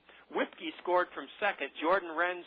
From third. Jordan Renz scored from second, and the Kernels led after 1/2 inning, 2-0. Andy Hill was shelled in the bottom of the first inning as the Whitecaps got a leadoff walk on 4 pitches by their leadoff batter Will Rhymes. Pedro Cotto, who had 3 hits today, then belted an RBI triple over the head of Jordan Renz in right. That scored Will Rhymes and cut the Kernel lead to 2-1. With Cotto at third, Matt Joyce hit a sinking line drive double into left center. That scored Cotto, and we were tied 2-2. Matt Joyce, an RBI double, was at second. He went to third on a fly ball out to center by Mike Hernandez, and Matt Joyce scored on a ground ball out off the bat of Justin Justice. That made it 3-2 Whitecaps in the first inning. Mike Hollimon with a two-out triple. Hollimon would hit for the cycle today. His two-out triple in the first inning put him at third with two out, and then Mark Haskey grounded an RBI single up the middle, and the Kernel 2-0 lead was erased with a four-run Whitecap first inning. But the Kernels were tough today. They came back in the top of the third inning and tied the game. Heinle Stacia, his team-high 24th double leading off the third. Flint Whipke then singled into right. Heinle stopped at third base. With runners at first and third, Whipke stole second. The throw by catcher Joel Roa went into center field. Heinle Stacia scored to cut the Whitecap lead to 4-3. Whipke was at second, and he scored on a Josh Davies RBI single to left. Flint Whipke scored in the top of the third to tie the game 4-4. The Whitecaps got the lead back against starter Andy Hill in the third inning. A leadoff double by Matt Joyce. He went to third on a fly ball out to right by Mike Hernandez and then scored on a Justin Justice RBI sacrifice fly. The Whitecaps took a 5-4 lead. The Kernels, though, took a 6-5 lead in the fourth inning. Two outs, Heinle Stacia singled to left. Flint Whipke then doubled home Heinle Stacia, and the double by Whipke was his 23rd RBI of the year, and it tied the game at 5-5. With Whipke at second, Whipke went to third. Flint stole third base, he was at second base. Jordan Renz hit a towering pop-up to the second baseman, Will Rhymes, and with two out, Whipke scored when Rhymes dropped the towering pop-up, an error on Will Rhymes. That was the third error in 4 innings by the Whitecaps. Flint Whipke scored from second, and that gave the Kernels a 6-5 lead, the error by Will Rhymes. In the bottom of the fifth inning, the Whitecaps tied the game at 6-6. Mike Hernandez rolled one to third, a throwing error by Dallas Morris, and 1 out later, Mike Hollimon, who, remember, hit for the cycle today, doubled into left center, scoring Mike Hernandez with an unearned run, and we were tied 6-6 after 5 innings. In the top of the sixth inning, the Kernels took the lead with a 1-out single by Kuhn. Brad stole his league-high 44th base of the year, and then scored on an RBI single by Jordan Renz. Renz's RBI single in the sixth inning gave the Kernels a 6-5 lead. Chris Howell walked the leadoff batter in the seventh, got the next 2 outs, but then Mike Hollimon slugged a 2-run homer into right with 2 out, and that gave the Whitecaps an 8-7 lead. West Michigan scored 3 runs on 4 hits against Tim Madison in the bottom of the 8th to lead at 11-7. The Kernels got a double, single, and sacrifice fly from Brett Martinez to make it 11-8 in the top of the 9th inning, but that's all the Kernels could get as West Michigan wins a slugfest 11-8. Here's the final line score. The Whitecaps, who are now 15-3 in the second half, 11 runs, 14 hits, 3 errors. West Michigan left 8. The Kernels, 8 runs, 12 hits, 2 errors. The Kernels left 9. The winning pitcher for the Whitecaps, reliever Matt Rush, who gave up 1 run in 3 innings of relief from starter Luke French. Rush is 7-3. The Kernel loser, Chris Howell, pitched 2 2/3 innings in relief of starter Andy Hill. Chris's record, 1 win, 6 losses. The game took 2 hours and 48 minutes before a Sunday afternoon crowd at Fifth Third Ballpark of 4,147. Whitecaps 11, Kernels 8. We'll be back next with our PRC play of the game. Fairfax State Savings Bank is paying you to come to the ballpark every Wednesday this season. You heard right. Fairfax State Savings Bank is paying you to come to Veterans Memorial Stadium every Wednesday this season. The first 750 of you Kernel fans to enter the gates before Wednesday's home game will receive an envelope full of money inside from Fairfax State Savings Bank. Each of those 750 envelopes will contain a greenback up to a $100 bill. Fairfax State Savings Bank, free money Wednesdays. Come early to line your pocket with cash.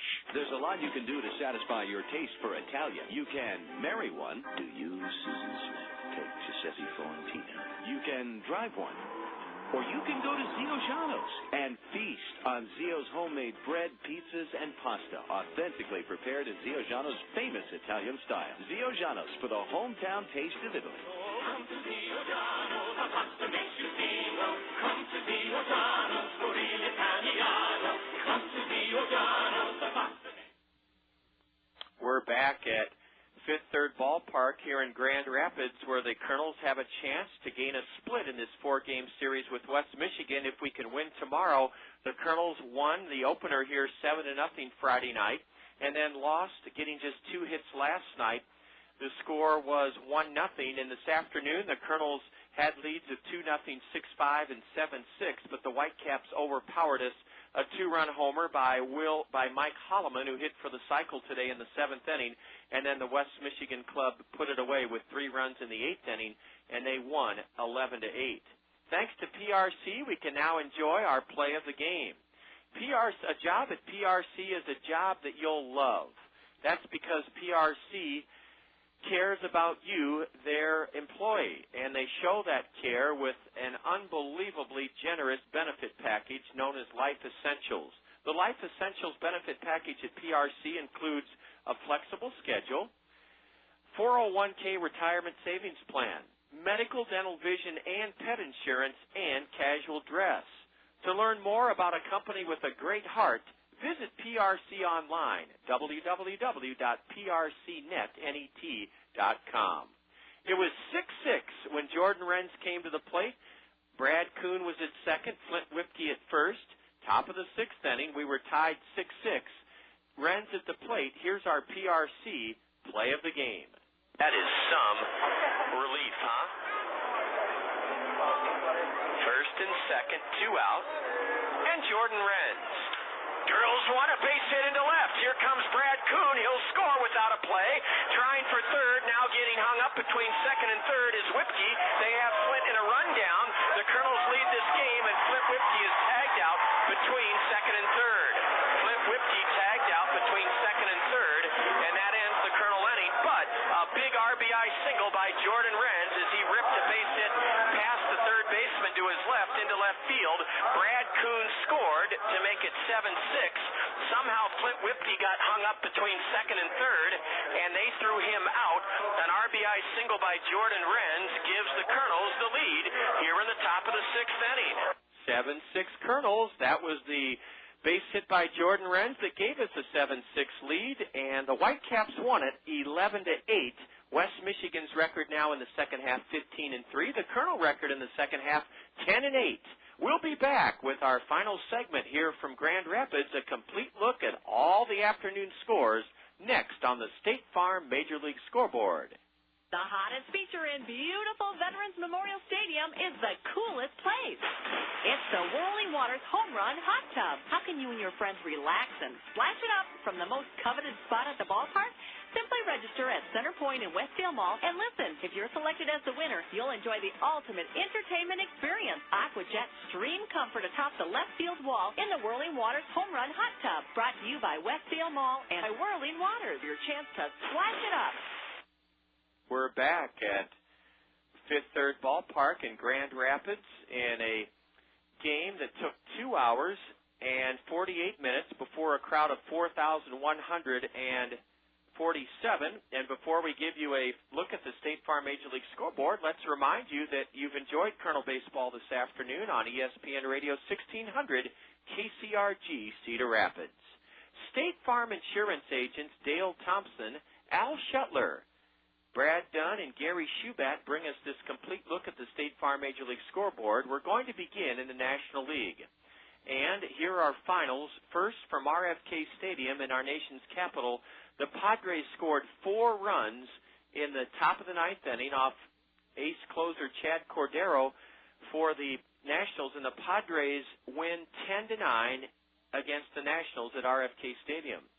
The Atlanta Braves stomped Cincinnati at Turner Field this afternoon, 8-3 Atlanta.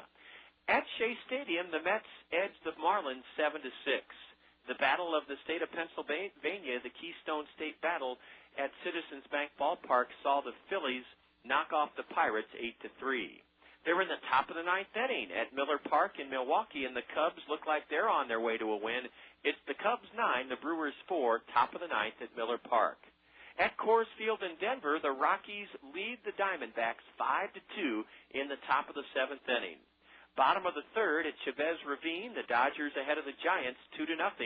And the game you'll hear right here tonight on the Zone, in the Zone, the Cardinals and Astros will bring the curtain down on the season's first half before the All-Star break.